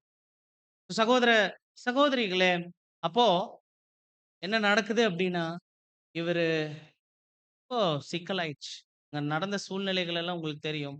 தன்னுடைய மகள அனுப்புறது, இது மாதிரியான காரியங்கள் அங்க நடக்குது. இத்தனைக்கும் அவருடைய திரள் கூட்டத்தினுடைய ஒரு அடையாளம் என்னன்னா, தங்களுடைய வாழ்நாள் பரியந்தம் முழுவதுமே அர்ப்பணித்த அவர்கள் மரண பயத்துல இருப்பாங்க. சபை ஆவனா? சபை ஆவனா? அல்லது தவறிருவனா? தவறிருவனா? அப்படிங்கிற ஒரு கலக்கம் அவங்க மத்தியில இருக்கும் அன்பானவர்களே. இப்ப பார்க்கும்போது என்ன நடக்குது அப்படின்னா, கொஞ்ச நேரம் கடந்து செல்லும்போது காலையில ஆயிருது. ஒரு ஒரு மாரி கம்மோஷன், ஒரு கலக்கம் அங்க இருக்கு. காலையில ஆயிருது. என்னதான் இருந்தாலும் தமிழ்ல ஒரு பழமொழி சொல்லுவாங்களே, "காலமும் யாருக்காகவும் காத்திருக்காது." அதனுடைய நேரம் தேவனுடைய திட்டம் பாட்டுக்கு நகர்ந்துகிட்டே இருக்கும். நாமளும் என்ன ஆயிக்கிட்டே இருக்கணும்? நகர்ந்துக்கணும். அதனுடைய வெளிச்சமும் கிடைச்சுக்கிட்டே இருக்கும். நாமளும் என்ன ஆகிக்கிட்டே இருக்கணும்? வந்துகிட்டே தான் என்ன ஆகுது? இருக்கு. அந்த வெளிச்சத்துக்கு கூட நாமளும் என்ன ஆகிக்கிட்டே போணும். போயிட்டே போணும். வெளிச்சம் போகிறத நாம ட்ரெயின மாரி மிஸ் பண்ணோம்னா, ஒரு டார்க்னஸ் நம்ம மேல விழும். அப்ப இவர் என்ன ஆயிட்டாரு அப்படின்னா, அது தாமதிச்சுக்கிட்டு இருக்கு. தாமதிச்சுட்டு இருக்கும்போது நீங்க வசனம் வாசிங்க. 19வது அதிகாரம் 16வது வசனம் ஆதியாகமத்துல. அப்பொழுது லோத்து புறப்பட்டு 19, 16 அவன் தாமதித்துக் கொண்டிருக்கும் போது கொஞ்சம் சவுண்டா வாசிங்க அவன் சிஸ்டர். தாமதித்துக் கொண்டிருக்கும் போது கர்த்தர் அவன் மேல் வைத்த இரக்கத்தினாலே அந்த புருஷன் அவன் கையையும் அவன் மனைவியின் கையையும் அவன் 2 குமாரத்திகளின் கையையும் பிடித்து அவனை பட்டணத்திற்கு வெளியே கொண்டு போய் விட்டார்கள். இந்த தாமதத்துக்கு காரணம் என்னவாக இருக்கும்? ஒருவேளை மருமகன்கள கூப்பிட்டு அவங்க வரலையா? இந்த வீடு என்ன பண்ணலாம்? அந்த வீடுகளை எல்லாம் என்ன பண்ணலாம்? அவங்க விட்டுட்டு போறதுக்கு ரொம்ப கஷ்டப்படுறாங்க. அதே மாரி தான் அர்ப்பணிப்புக்கு எதிரடையாக இருக்கிற இந்த பூலோகத்தின் காரியங்கள சில அர்ப்பணித்தவர்கள் விடுவதற்கு அநேக தாமதங்களை அவங்க எடுத்துக்கொள்கிறார்கள். அந்த தாமதங்கள் அவர்களுக்கு மிகவும் டேஞ்சராக அமையும். ஆனா இதுவே ஆபிரகாம் தங்கள் வீட்டுக்கு கெஸ்ட் வந்தபோது ரொம்ப அவசர அவசரமா வேலை செஞ்சார். இது இருக்கட்டும். இன்னொரு கோணத்துல பார்த்தீங்கன்னா, இவரு இங்க தாமதிக்கிறார் இல்லையா? இதே சங்கீதக்காரனுடைய ஒரு வசனம் வாசிங்க. சங்கீதம் 119, 60 பாருங்க. உமது கற்பனைகளை கைக்கொள்ளும்படி நான் தாமதியாமல் தீவிரித்தேன். எப்படி இருக்கு பாருங்க கான்செப்ட்ஸ். உங்க கற்பனைகளா இருந்ததுன்னா, அந்த கற்பனைகள நான் எப்படி ஃபாலோ பண்ணுவேன்? தாமதியாமல் ஃபாலோ பண்ணுவேன். திரும்பவும் அந்த வசனம் போலாம். பண்பானவர்களே 19, 16ல இவருடைய தாமதம். ஒருவேளை நமக்கு கிருபையாக தேவன் இந்த ஒரு ஆண்டை கொடுத்திருக்கும் போது, இன்னும் நாம் அர்ப்பணிப்பு வாழ்க்கைக்கு எதிரடையாக இருக்கக்கூடிய இந்த பூலோகத்தின் காரியங்கள், இந்த உலகம், மாம்சம், பிசாசினுடைய காரியங்கள், இதெல்லாம் நம் கண் முன்னாடி இருக்கும்போது, நமக்குரிய கட்டளை தெளிவாக இருக்கு. என்ன அப்படின்னா, அங்க சொன்னாங்க இல்லையா? அந்த அதிகாரங்கள்ல 3 கட்டளைகள் அந்த இடத்துல வந்துச்சு. விட்டுச் செல். என்ன பண்ணிரு? விட்டு செல். மலைக்கு தப்பிப்போ. பின்னிட்டு பார். பாரார். ஆனா லோத்துவும் அவருடைய மகள்களும் ஓரளவுக்கு இத என்ன பண்ணிட்டாங்க. ஆனா அவங்களுடைய மனைவி அந்த இடத்துல 2ஆம் மரண வகுப்பாரை அடையாள விட்டுச் செல், மலைக்கு தப்பிப்போ, பின்னிட்டு பார். பார். இப்போ இதுல வந்து மலைக்கு தப்பிப்போங்கிற வார்த்தை நம்மளுடைய யுகத்துக்கு இந்த எப்பிபானியா காலகட்டத்துல ரொம்பவும் பொருந்தக்கூடிய வார்த்தை சொல்றார். சகோதர சகோதரிகளே, ஆனால் நீங்க லோத்துவ நானு கம்ப்ளீட் பண்றோம். தொடர்ச்சியாக நீங்க கவனித்து பார்க்கும்போது என்னாகும் அப்படின்னா, அவரு இன்னுமே சிரமப்படுவாருங்க. மலைக்கு போறதுலயும் சிரமப்படுவார். என்ன கேட்பார் தெரியுங்களா? என்னால மலைக்கெல்லாம் என்ன பண்ண முடியாது? திரள் கூட்டம் ஸ்டேட்மெண்ட் பாருங்க. என்னால மலைக்கெல்லாம் ஓட முடியாது. இங்க இருக்கிற ஒரு பட்டணம் இருக்கு. அந்த பட்டணத்துக்கு என்ன என்ன பண்ணிருங்க. ஆபிரகாம் மேல வச்ச தயவுனால அவங்க சொல்லுவாங்க, நாங்க சோவார் பட்டணத்துக்கு உன்ன விடுறோம். ஆனா நாங்க செலக்ட் பண்ண 5 லொகேஷன், 5 டார்கெட்ஸ்ல சோவாரும் 1. உனக்காக அந்த பட்டணத்த நாங்க என்ன பண்றோம்? விட்டுர்றோம்னு சொல்லிட்டு, லோத்துவையும், அவருடைய 2 மகள்களையும் அந்த அளவுக்கு தற்போதைக்கு ஒரு டெம்பரரி ஸ்டேஷனா என்ன பண்ணியிருப்பாங்கன்னா இப்போ நாங்க ஒரு கேள்வி உங்ககிட்ட கேட்கிறோம். சோதோம், கொமோராவுக்கு போகாத ஒரு லோத்த கற்பனை செஞ்சு பாருங்களேன்.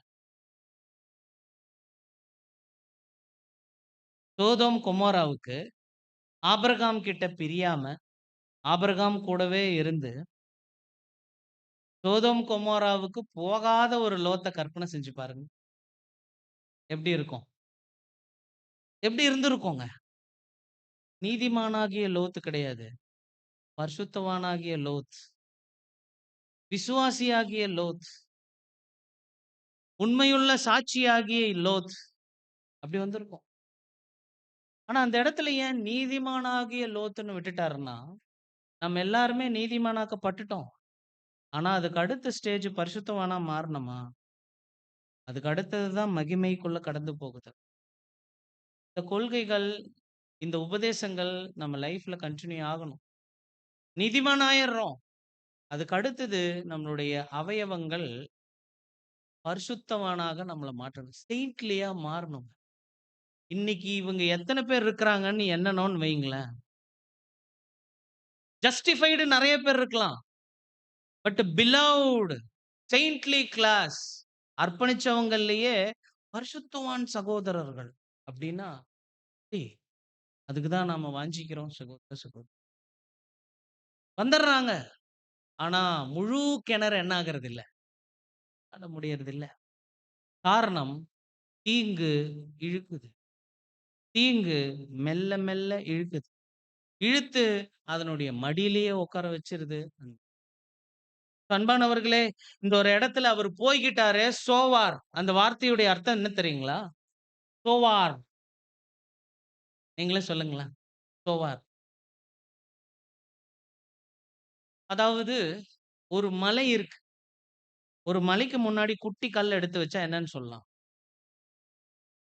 ஒரு மலைக்கு முன்னாடி ஒரு குட்டி கல் எடுத்து வச்சா எது அற்பமானது?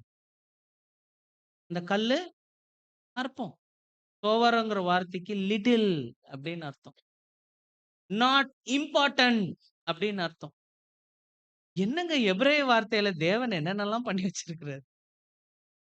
மூடப்பட்டவர் சோவாருங்கிற ஒரு இடத்துக்கு போறாரு. நீதிமான், அர்ப்பணித்தவர்கள் அற்பத்தனமான ஒரு விஷயத்துல, ஜீவியத்துல சிக்கிறாங்க. இதுக்கு அடுத்த ஒரு விஷயம் பாருங்க. Truly consecrated. இதுல இன்னொரு கோணம் இருக்கு. அது என்ன அப்படின்னா, அவருடைய மனைவி பின்னிட்டு பார்த்தல். அது சார்ந்த பாடங்கள் நமக்கு தெரியும். அதாவது முழு மனதோடு அவைகளை அந்த அம்மா என்ன பண்ணல, விடல. எங்க ஹஸ்பண்ட் கஷ்டப்படுத்தி எடுத்தது, நாங்க ஃபேமிலியா பண்ணது, என்ன ஆகுது எல்லாமே ஒரே நிமிஷத்துல. இந்த ஹாலே வச்சுக்கோங்களேன். ஒருவேளை ராஜ்யத்துல இந்த ஹால்ல இருக்கிற ஏதாவது ஒரு பொருள் வருமா? இதோ இந்த, தப்பா நினைச்சுக்காதீங்க. இந்த கீபோர்ட், இந்த போர்டு, இந்த பேகு, ப்ரொஜெக்டர் இதெல்லாம் 2874 வரைக்கும் இருக்குமா? இங்க இருக்கிற ஏதாவது ஒரு மெட்டீரியல் வருமா? நம்மளுடைய ஜீவன் தவிர வேற ஏதாவது தக்க வைக்கப்படுமா? கண்களால் காணப்படக்கூடிய இவைகள் ஏதாவது ஒண்ணு நம்ம ரீட்டைன் பண்ண முடியுமா? ஒண்ணுமே வராதுங்க. ஆனா அந்த அம்மா அதுக்கு தான் ஏங்குச்சு. ஏங்கி சல்ஃபர் மலையா மாறி அந்த அம்மா ஒரு தூணா மாறிடுச்சு. ஓகே. அது 2ஆம் மரணம். முன்னானவைகளை பாராமல் பின்னானவைகளை நாடிட்டவங்களுடைய சூழ்நிலை. சோ யார் திரும்பி பார்க்குறாங்களோ அவங்களுக்கு மீட்புல பங்கு கிடையாது. ரீப்ரிண்ட் 28:58. யாரு திரும்பி பார்க்குறாங்களோ, யார் பேக் அடிக்கிறாங்களோ அவங்களுக்கு மீட்பு இல்லை அப்படின்னு சொல்லிட்டு நாம் பார்க்குறோம். சரி, இப்போ மலைகள் உங்களுக்கு தெரியும். அது ராஜ்யம். அது உங்களுக்கு பார்த்தீங்க அப்படின்னீங்கன்னா, கர்மேல் மலை அதெல்லாமே இருக்கு. சியோன் மலை இருக்கு. அதெல்லாம் சூழ்ந்த பட்டணம் தான் ஆபிரகாமின் சந்ததி வாசம் பண்ணின சந்ததி. ஆபிரகாமுக்கு கொடுக்கப்பட்ட இது. அதுலயும் ரொம்ப குறிப்பா காலேப் அவங்கெல்லாம் எர்மோனா, எப்ரோனா? எப்ரோன்ங்கிற மலைக்கு அவர் போயிருப்பார். எப்படி மலையின் ஜீவியம் எப்படி இருக்கு பாரு. மலை மேல் இருக்கிற பட்டணம் பேசியிருப்பார். ஸோ மலை ராஜ்யம். பெயர்க்கப்படாத ஒரு கல் உருண்டு வந்து அது பெரிய மலையா மாறுச்சு. அடுத்த ஸ்லைடு. அப்ப பார்க்கும்போது மலைகள் குறிச்சு நம்ம பார்க்கிறோம். அப்ப நம்மளுடைய வாஞ்சை எதுவாக தான் இருக்கணும் அப்படின்னா, மலை சார்ந்து ஆவிக்குரிய பார்வையில் ராஜ்யத்தை நோக்கி பார்க்க. ஆனா இவர் என்ன ஆயிட்டாரு அப்படின்னு சொல்லி பார்க்கும்போது சம் கைண்ட் ஆஃப் ஹெசிடேஷன். எது வந்து நம்மளை ஹெசிடேட் பண்ணுதோ, தடை பண்ணுதோ, ஓட கஷ்டப்படுதோ, இது எல்லாமே நம்மளுடைய அர்ப்பணிப்புக்கு தடையானது. அவர்கிட்ட கேட்கும்போது கடைசி வரைக்கும் அவரு மலைக்கு போல. அப்புறம் கொஞ்ச நாள் கழிச்சு திரும்பவும் மலையில போய் ஒரு குகைக்குள்ள இருப்பார். இப்ப இன்னொரு காரியம். ஆபிரகாமின் சந்ததி அப்படின்னா, இன்னைக்கு அது ஒரு பெரிய விஷயமா இல்லையா? பெரிய விஷயமா இல்லைங்களா? ஆபிரகாமின் சந்ததின்னா, அவங்க என்னவா மாறுறாங்க? வானத்தின் நட்சத்திரம், கடற்கரை மணல் எத்தனை. ஸோ ஒரு சிலர் ஸ்டார்ஸா மாறுறாங்க. ஒரு சிலர் கடற்கரை மணல் எத்தனையா வெகு திரளாக இருக்கிறாங்க. ஆனா இந்த லோத்து அந்த மலையில தன் குகையில என்ன பண்ணிக்கிட்டாருன்னா, தன் சொந்த மகள்கள் கிட்டயே வாரிசுகளை எடுக்கிறார். அவங்க தான் யாரு அப்படின்னா, இந்த ம், அம்மோனியர்கள் மற்றும் மோவாபியர். பரம எதிரிகள். இஸ்ரேலுக்கு பரம எதிரி.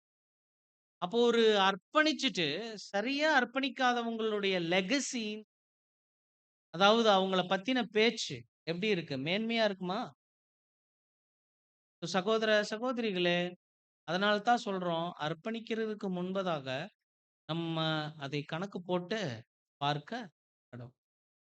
ஆனா, நம்ம ஸ்டார்ட்டிங்ல ஒரு வியூ சொன்னோம் இல்லையா? போதும் என்கிற மனதோடு கூடிய இதுதாங்க நமக்கு ஆறுதலான விஷயம். தேவன் என்ன அழைச்சிருக்கிறார். என்ன அவரு தான் என்ன பண்ணுவார்? கூட்டிட்டு போ. என் சார்புல எதெல்லாம் குறைகளாக இருக்கோ, அவைகளை எல்லாம் நான் நிவர்த்தி செய்யணும். ஒருவேளை என்கிட்ட தேவன் மேல இருக்கிற தனிப்பட்ட அன்பு குறைவா இருக்குன்னா, அதை எடுக்கணும். அத நான் இன்கிரீஸ் பண்ணணும். கர்த்தரேசு மேல இருக்கிற தனிப்பட்ட அன்பு குறைவா இருக்குன்னா, அதை நான் என்ன பண்ணணும்? இன்கிரீஸ் பண்ணணும். சத்தியத்தின் மேல இருக்கிற அன்பு கம்மியா இருக்குன்னா, அத நான் இன்கிரீஸ் பண்ணணும். சகோதரிகளா இருக்கிற, சகோதரர்களா இருக்கிற, சமகால பரிசுத்தவான்களா இருக்கிற உங்கள் மேல இருக்கிற அன்பு எனக்கு குறைவா இருந்துச்சுன்னா, அத நான் இன்கிரீஸ் இதுல எல்லாம் பற்றாக்குறைக்கு நான் இடம் வச்சுக்கவே மாட்டேன். அதாங்க அர்ப்பணிப்பு வாழ்க்கை. அதான் அர்ப்பணிப்பு. இதுக்காக பாடி என்ன கஷ்டப்பட்டாலும் சரி, அத நான் என் சிலுவை மாரி சுமப்பேன். இதுக்காக என்னுடைய ஊழியங்கள் எதுவாக இருந்தாலும் சரி, அவைகளை எல்லாம் நான் செய்வேன். நான் பின்னானவைகளை மறந்து, முன்னானவைகளை நாடி. இந்த முன்னாடி நாட போம்போது, என்ன நடக்கும் தெரியுங்களா? பின்னானவைகள் எல்லாம் செத்துக்கிட்டே இருக்கும். என்னுடைய பூமிக்குரிய காரியங்கள் எல்லாம் அனுதினமும் இறந்துகிட்டே இருக்கும். அதுதான் அர்ப்பணிப்பு. ஐ டை டெய்லி. ஐ டை டெய்லி. ஒவ்வொரு நாளும் என்னுடைய பூமிக்குரிய காரியங்கள நான் என்ன பண்ணிக்கிட்டே இருப்பேன்? கொஞ்சம் கொஞ்சமா, கொஞ்சம் கொஞ்சமா, கொஞ்சம் கொஞ்சமா வெட்டிக்கிட்டே இருப்பேன். சோ இது மலை வகுப்பார் அவங்களுடைய பேச்சு. நாளைக்கு அருமையான நம்மளுடைய சகோதரர்கள் விட்டு செல்லும்போது, ரீசென்ட்டா ஒரு சகோதரி அவங்க ஓட்டத்த முடிச்சுட்டாங்க. அவங்கள பத்தி ஒரு 3 சகோதரிகள் பேசிட்டு இருப்பாங்க. என்ன பேசியிருப்பாங்க? ஒரு சகோதரி சொல்றாங்க, "அந்த சகோதரியுடைய கோபமான முகத்த நான் இதுவரைக்கும் பார்த்ததே இல்ல. 10 வருஷம் நான் பார்த்திருக்கிறேன்." என்ன சாட்சிங்க?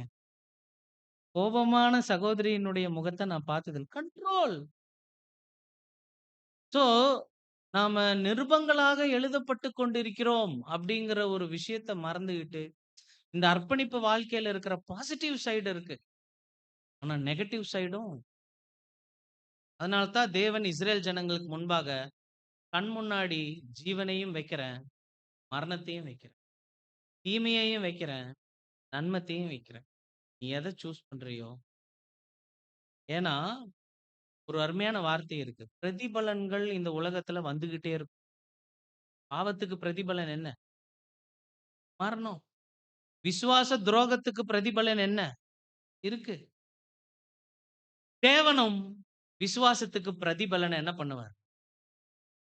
அதுக்குரிய பரிசுகளை கொடுப்பார். விசுவாசத்துக்கும் சில பரிசுகள் இருக்கு. தேவன் அந்த விசுவாசத்த ஹானர் கூட பண்ணுவார். பெரிய விஷயங்கள் அர்ப்பணிப்பு வாழ்க்கையில இருக்கு. இப்ப நம்மளுடைய தீர்மானம் அப்படிங்கிறது என்ன? நம்மள தாமதிக்க பண்றது என்ன? நாம தான் பர்சனலா அத ஃபீல் பண்ணி எடுக்கணும். நம்மளுடைய கன்விக்ஷன் என்ன? ஹெசிடேஷன் யோசிக்கணும்.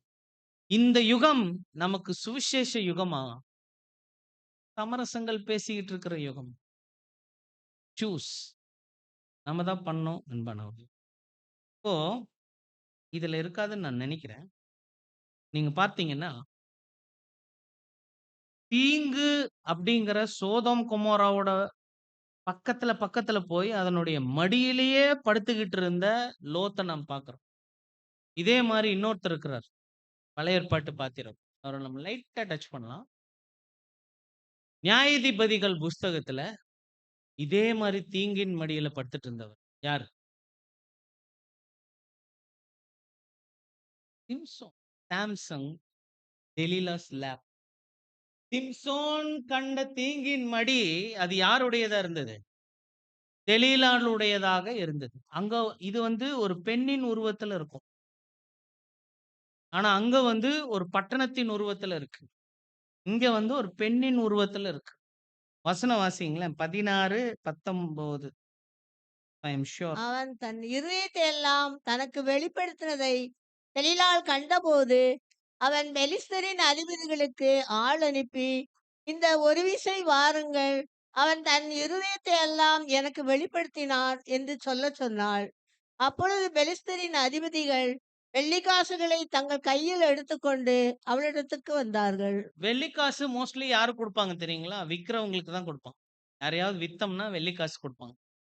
யோசேப்பு, கர்த்தர் இயேசு இங்க தன்னை அப்படியே வித்து குடுத்துட்டாரு. பூமிக்கே வித்து குடுத்துட்டாரு. வசனம் இங்க என்னன்னு பார்க்கிறோம்? இங்க என்னன்னு பார்க்கிறோம்? Theme verse. எதுக்கு குடுக்கணுமா? அப்போ நம்மளுடைய பெர்சனல் டெசிஷன்ஸ் இது எல்லாமே நம்மளுடைய தனிப்பட்ட விருப்பங்கள் தான். நாம் எதுக்கு குடுக்கணும்? இப்ப பாருங்க 19வது வசனம். அவள் அவனை தன் மடியிலே நித்திரை செய்ய பண்ணி அழகா தூங்க வைக்கும் உலகம். எப்படி தூங்க வைக்கும் நம்மள? அழகா தூங்க வைக்கும். அரவணைப்பெல்லாம் பயங்கர அருமையா இருக்கும். இந்த கோணத்துல பிரதர் எழுதும்போது, சில பேர் சபைக்குள்ள போக போக எந்த சபைய விட்டுட்டு வந்தோமோ, அந்த சபையினுடைய கோட்பாடுகளை நுழையச் செய்வார்கள். அங்க இருக்கக்கூடிய மரபுகள், அங்க இருக்கக்கூடிய போட்டி மனப்பான்மைகள், ஆள் பார்த்து செயல்படுதல், இது போன்ற அநேக தீங்குகள் சபைக்குள்ள கூட வரும். In future. Maybe current time. தற்காலத்திலயும், இனி வரக்கூடிய நாட்கள்லயும் அர்ப்பணித்தவர்கள் மத்தியில இந்த மாடர்ன் டெலீலா அப்படிங்கிற போது சர்ச்சியானிட்டி நவீன தெலீலா ஆவி இது கூட வருங்கிற எல்லாமே நம்மள நிக்கோலாய் மதஸ்தாரா உருவாக்கி நம்மள அருமையான அப்போஸ்தலர்களுடைய ஒளியில் இருக்கிற பரிசுத்தவான்கள் தகுதி மாத்தி நம்மள ட்ராக் மாத்துற செயல்பாடுகள் அன்பானவர்கள். ஸோ பாருங்க, அவரு மடியில இருந்ததை நாம் பார்க்கணும். இதுக்கெல்லாம் சொல்யூஷன் என்ன? பிரச்சனை என்னன்னு பேசிட்டோம். லோத்து வாழ்க்கையில பேசிட்டோம். இவரு சிம்சோன் வாழ்க்கையில பார்த்துட்டோம். இதுக்குரிய பிரச்சனை என்ன அப்படின்னா, யோசேப் தீங்கு தன் கண் முன்னாடி வந்தும் அது என்ன பண்ணாரு அவரு? தள்ளினார். இப்போ நாம ஒரு கேஸ் எடுக்க போறோம். அந்த கேஸ் என்ன பண்றாருன்னு பாருங்க. நீதிமொழிகள் 6வது அதிகாரம் 27. கொஞ்சம் முன்னாடி போங்க. நீதிமொழிகள் 6:27 பாருங்க. அந்த 27 மட்டும் வாசிங்க. தன் வஸ்திரம் வேகாமல் மடியிலே எவனாவது நெருப்பை வைத்துக் கொள்ள கூடுமோ? இவர் என்ன சொல்றாருன்னா, பாருங்க, இது நெருப்பு தணல், நெருப்பு கட்டி, சரிங்களா? இந்த நெருப்பு கட்டி இங்க வைக்கிறார். இந்த கையிலே வச்சிருந்தா என்ன ஆகும்? என்ன ஆகும்? சுடும். உடனே நம்ம என்ன பண்ணுவோம்? இந்த கையில மாத்துவோம். இந்த கையில சுட்டா என்ன பண்ணுவோம்? இந்த கையில மாத்துவோம். இப்ப இவர் என்ன சொல்றாருன்னா, தன்னுடைய மடியில வச்சுட்டு, மடிக்கு அடியில என்ன இருக்குன்னா, ஒரு வஸ்திரம் இருக்கு. ஆனா இவர் என்ன சொல்றாருன்னா, வஸ்திரம் வேகாம நான் பார்த்துக்குவேன்.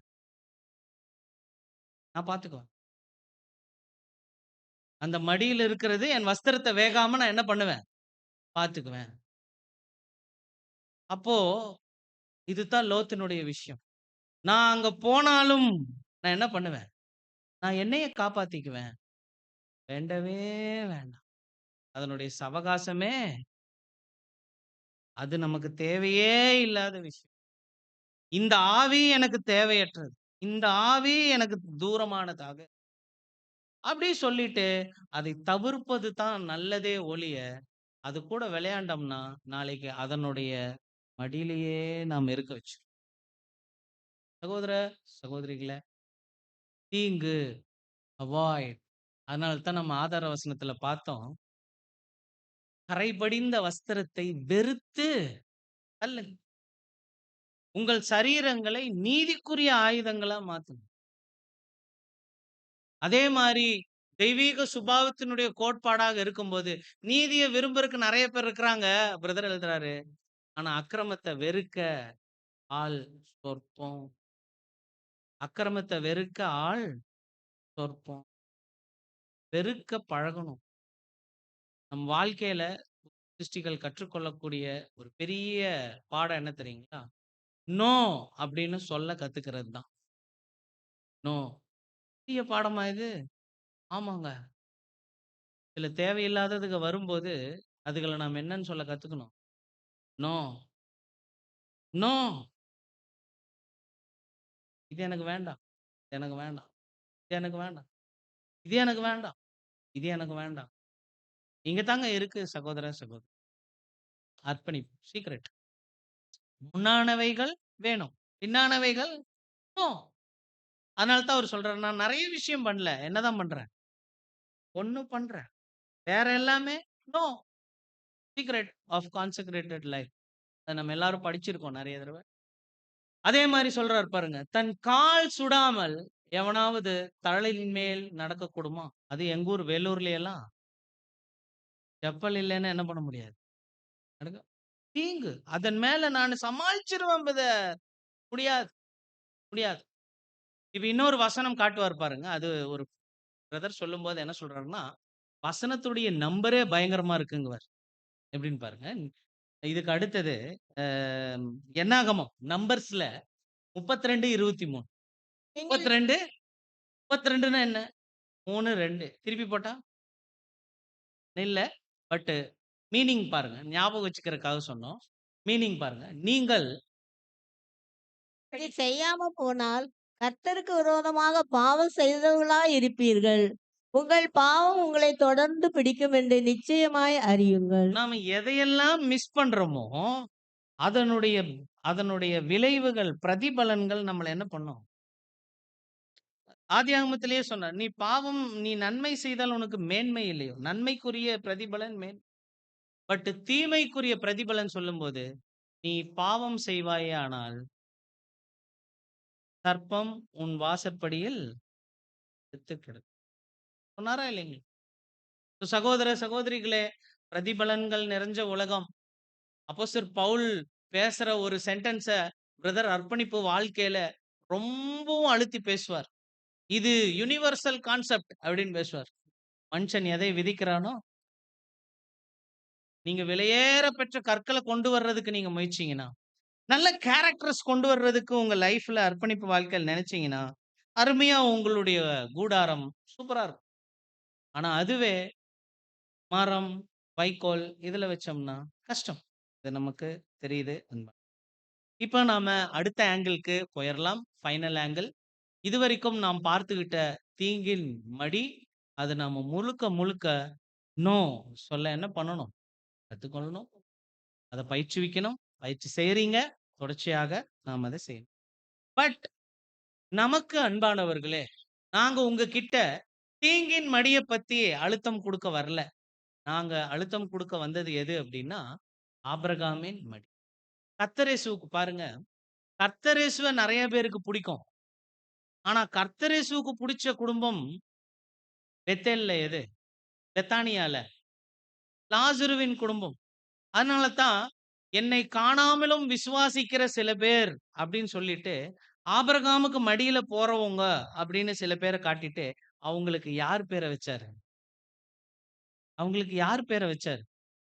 அந்த ஏழை அந்த ஐஸ்வர்யவானுடைய பேர் என்ன? ஐஸ்வர்யவானுடைய பேர் என்ன? ஐஸ்வர்யவான் தான். ஆனா ஏழை லாசரு யாருங்க? தென் தமிழகத்துல 6 சபைகள்ல இருந்து வந்திருக்கிறாங்களே, அவங்க தான் யாரு? ஏழை லாசரு. நமக்கு உரிய மடி எது? ஆபிரகாமின். நமக்கு கண் பார்வை எதுவா தான் இருக்கணும்? ஆபிரகாமின் மடி. நம்மளுடைய ஃபோக்கஸ் எதுல தான் இருக்கணும்? ஆபிரகாமின் மடி. ஆபிரகாமின் மடின்னு கர்த்தர் இயேசு எதை காட்டினாரு அப்படின்னா, குமாரத்துவத்தை காட்டினார். குமாரத்திகளா இருக்கிறவங்களுக்குரிய ஒரு பிதாவ காட்டுறார் கர்த்தர் இயேசு அந்த உவமையில. குமாரர்களா இருக்கிறவங்களுக்குரிய ஒரு ஒரு ஒரு பிதாவ காட்டுறார் அந்த உவமையில. நமக்கு ஒரு மடி காட்டுறார். ஆபிரகாமின் மடி, அது பிதாவாகிய தேவன் கிட்ட நாம் வாங்குற புத்திர ஸ்வீகாரம். ஏன்னா, நமக்கு பிடிச்ச குழந்தைங்கள நம்ம மடியில உட்கார வைக்கும்போது, அந்த குழந்தைகளுடைய காது எங்க இருக்கும்? எங்க இருக்கும்? கரெக்டா சொல்லுங்க. நம்ம கிட்ட தான் இருக்கோம். நம்மளோட எங்க இருக்கோம்? இருதயத்துக்கு பக்கத்துல நம்ம மடியில உட்கார்ற குழந்தையினுடைய செவியில யார் மடியில உட்கார்ந்துட்டு இருக்கோ, அந்த உட்கார்றவருடைய இருதய துடிப்ப அந்த குழந்தையால என்ன பண்ண முடியும்? கேட்க முடியும். அதனால தான் பிதாவின் மடியில் இருந்த கர்த்தர் இயேசு என்னை அனுப்பும் அப்படின்னு சொல்லிட்டு, உங்களுக்கு என்ன? நீங்க முடியாது. வேற ஒருத்தர் போணுமா? நான் போறேன் அப்படின்ட்டு வந்தார். அவரோட மடியில உட்கார்ந்துட்டு இருந்ததுனால, பிதாவின் சித்தம் என்னன்னு அவருக்கு நல்லா கேட்டுச்சு. நீங்க நம்ம கூட மாம்சீக ரீதியா இங்க தான் இருக்கிறோம். ஆனா, நமக்கு உரிய இடம் எது? ஆபிரகாமின் ஆபிரகாமின் மடி. நாம இவ்வளோ நேரம் பேசின தீங்கின் மடிய விட்டுருங்க. ஆபிரகாமின் மடி என்ன கனம் உள்ளது. எப்பேர்ப்பட்ட விஷயம். அது ஒண்ணு போதுமா இல்லையா? அது ஒண்ணு கிடைக்குதுங்க. உங்களுக்கு உறுதி பண்ணியாச்சு. உங்களுக்கு முத்திரை போட்டாச்சு. உங்களுக்கு கிடைக்குது. வேற ஏதாவது வேணுமா? வேற ஏதாவது வேணுங்களா? இந்த அர்ப்பணிப்பு வாழ்க்கையில வேற ஏதாவது வேணுமா? தேவன் கூடயும், குமாரன் கூடயும் யுகா யுகங்களுக்கு அர்ப்பணிப்பு, வாழ்க்கையில ஐக்கியம். இத விட வேற என்ன வேணும் அன்பானவர்களே? இன்னொரு கோணத்துல பார்க்கும்போது, யோவான் 1வது அதிகாரம் 18வது வசனத்துல, யார் கர்த்தர் இயேசு அப்படின்னா, அவர் தேவனுடைய மடியில இருந்தவர் அப்படின்னு அவருக்கு ஒரு அடையாளம் இருக்கு. அதனால தான் அவருனால எங்க அப்பா இப்படிப்பட்டவர், எங்க அப்பா இப்படிப்பட்டவர்ன்னு விளக்க முடிஞ்சுச்சு. ஒருவேளை நாம் கூட தேவனுடைய மடியில இருக்கிறோம் அப்படின்னம்னா, நம்மளும் யார தான் விளக்கிட்டு இருப்போம்? பிதாவாகிய தேவனுடைய மகிமைகளை சொல்லுகிறவர்களாக இருப்போம்.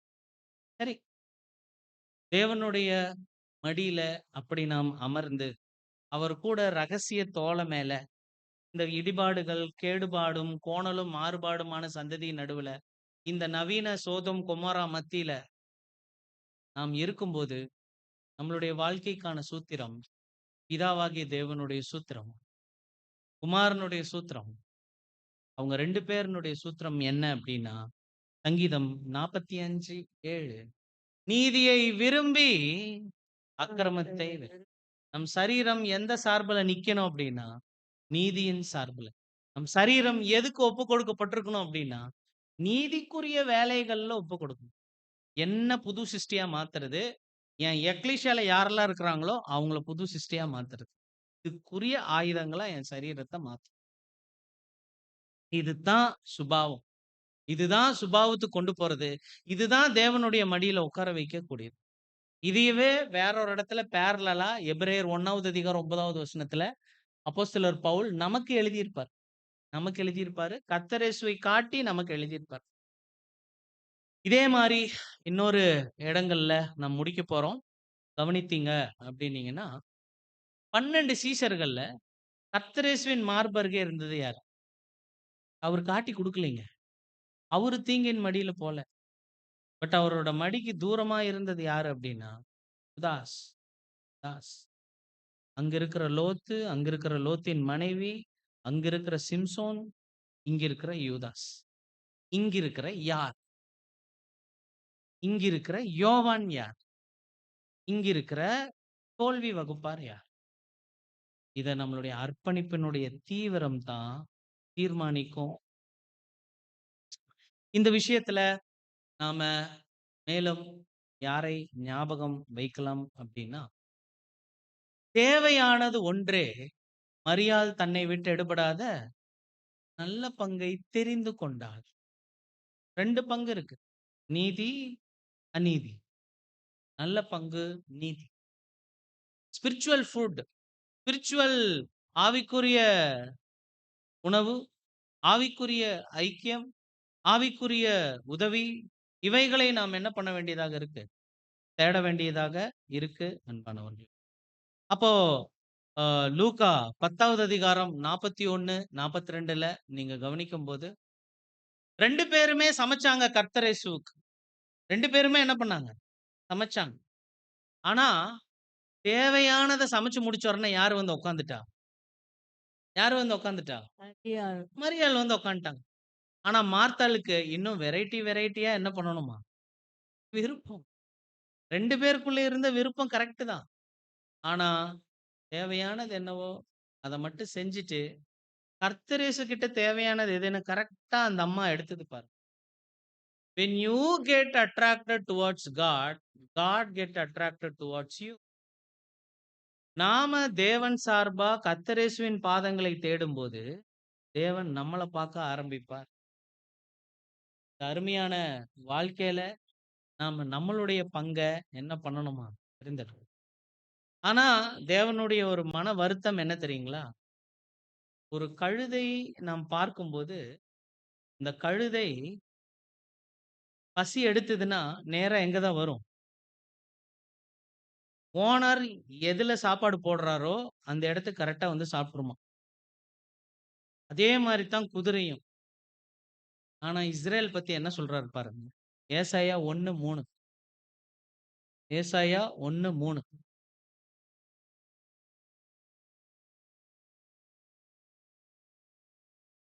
இதுக்கு முன்னாடி.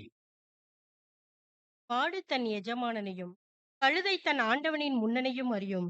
இஸ்ரவேலரோ அறிவில்லாமல் என் ஜனம் உணர்வில்லாமலும் இருக்கிறது என்றார். அதாவது ஒரு மாடுக்கு தெரியுமா, ஓனர் வர்றாருன்னா, ஓனர் எனக்கு என்ன பண்ண போறாரு? அப்படின்னு அதுக்கு தெரியும். நம்மள விட அதுக்கு என்னதான்? நாலேட்ஜ் குறைவு. அதே மாரி கழுதைக்கு எங்க என்னோட மாஸ்டர் சாப்பாடு போடுவாரு அப்படின்னு தெரியுமா? ஆனா, இந்த மனிதர்கள் என்ன பண்றாங்க? நன்மை பக்கம் வராம, தீமையில் இருக்கிற உணவுகளையும், தீமையின் எஜமானர்களையும் என்ன பண்ணிடுறாங்க?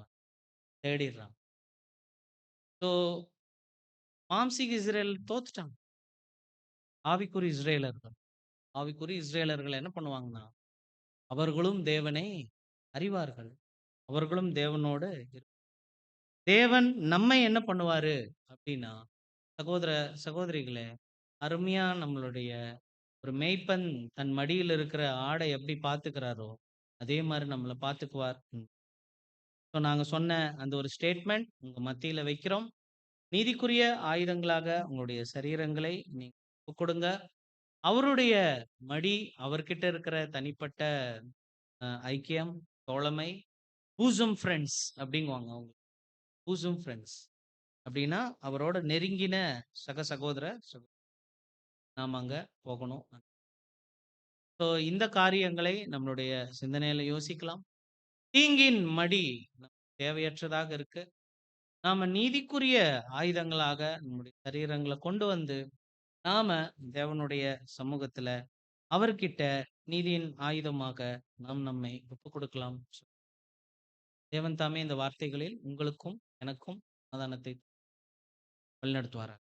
தேங்க்யூ.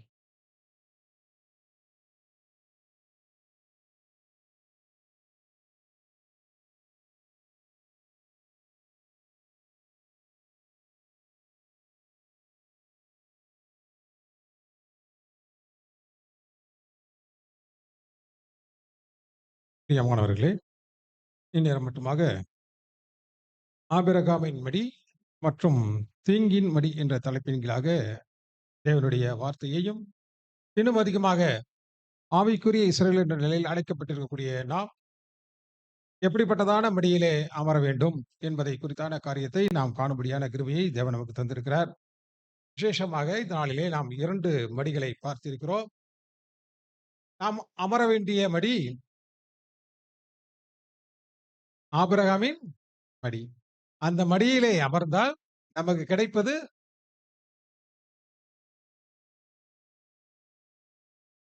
புத்திர சுவீகாரம்.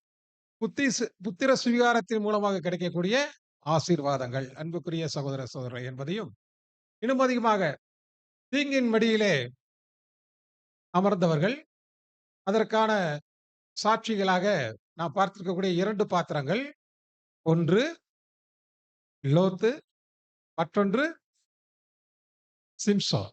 அன்புக்குரிய சகோதர சகோதரர்களே, அதில் படித்தவர்கள், அதிலே அமர்ந்தவர்களுடைய அல்லது படுத்தவர்களுடைய முடிவை நாம் பார்த்திருக்கிறோம். அன்பான சகோதர சகோதரர்களே, அப்படி என்றால் அந்த தீங்கின் மடி என்பது நாம் பார்த்த பிரகாரமாக உலகம், மாமிசம், பிசாசினுடைய தந்திரங்கள்.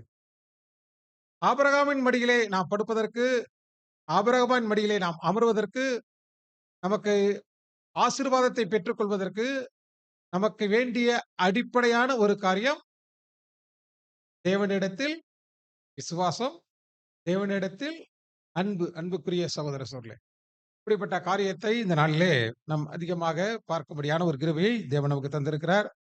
இன்னும் அதிகமாக கூட நாம் பார்க்கின்ற பொழுது புதிய ஏற்பாட்டிலே நாம் பார்க்கக்கூடிய 2 காரியங்களாக பார்த்திருக்கிறோம். ஒரு பாத்திரம், ஆபிரகாமின் மடிக்கு பார்த்த பாத்திரம், யோவான் தீங்கின் மடிக்கு பார்த்த பாத்திரம், யூதாஸ் காரியோத். அன்புக்குரிய சகோதர சகோதரர்களே, இப்படிப்பட்ட சாட்சிகளை கூடிய பாடங்களை இந்த நாளிலே காணும்படியாக கிருபையை தேவன் நமக்கு தந்திருக்கிறார். தேவனுக்கு நமது ஆண்டவராகிய இயேசு கிறிஸ்து மூலம் நன்றிகளை நாம் ஏறெடுத்துக் கொள்வோம்.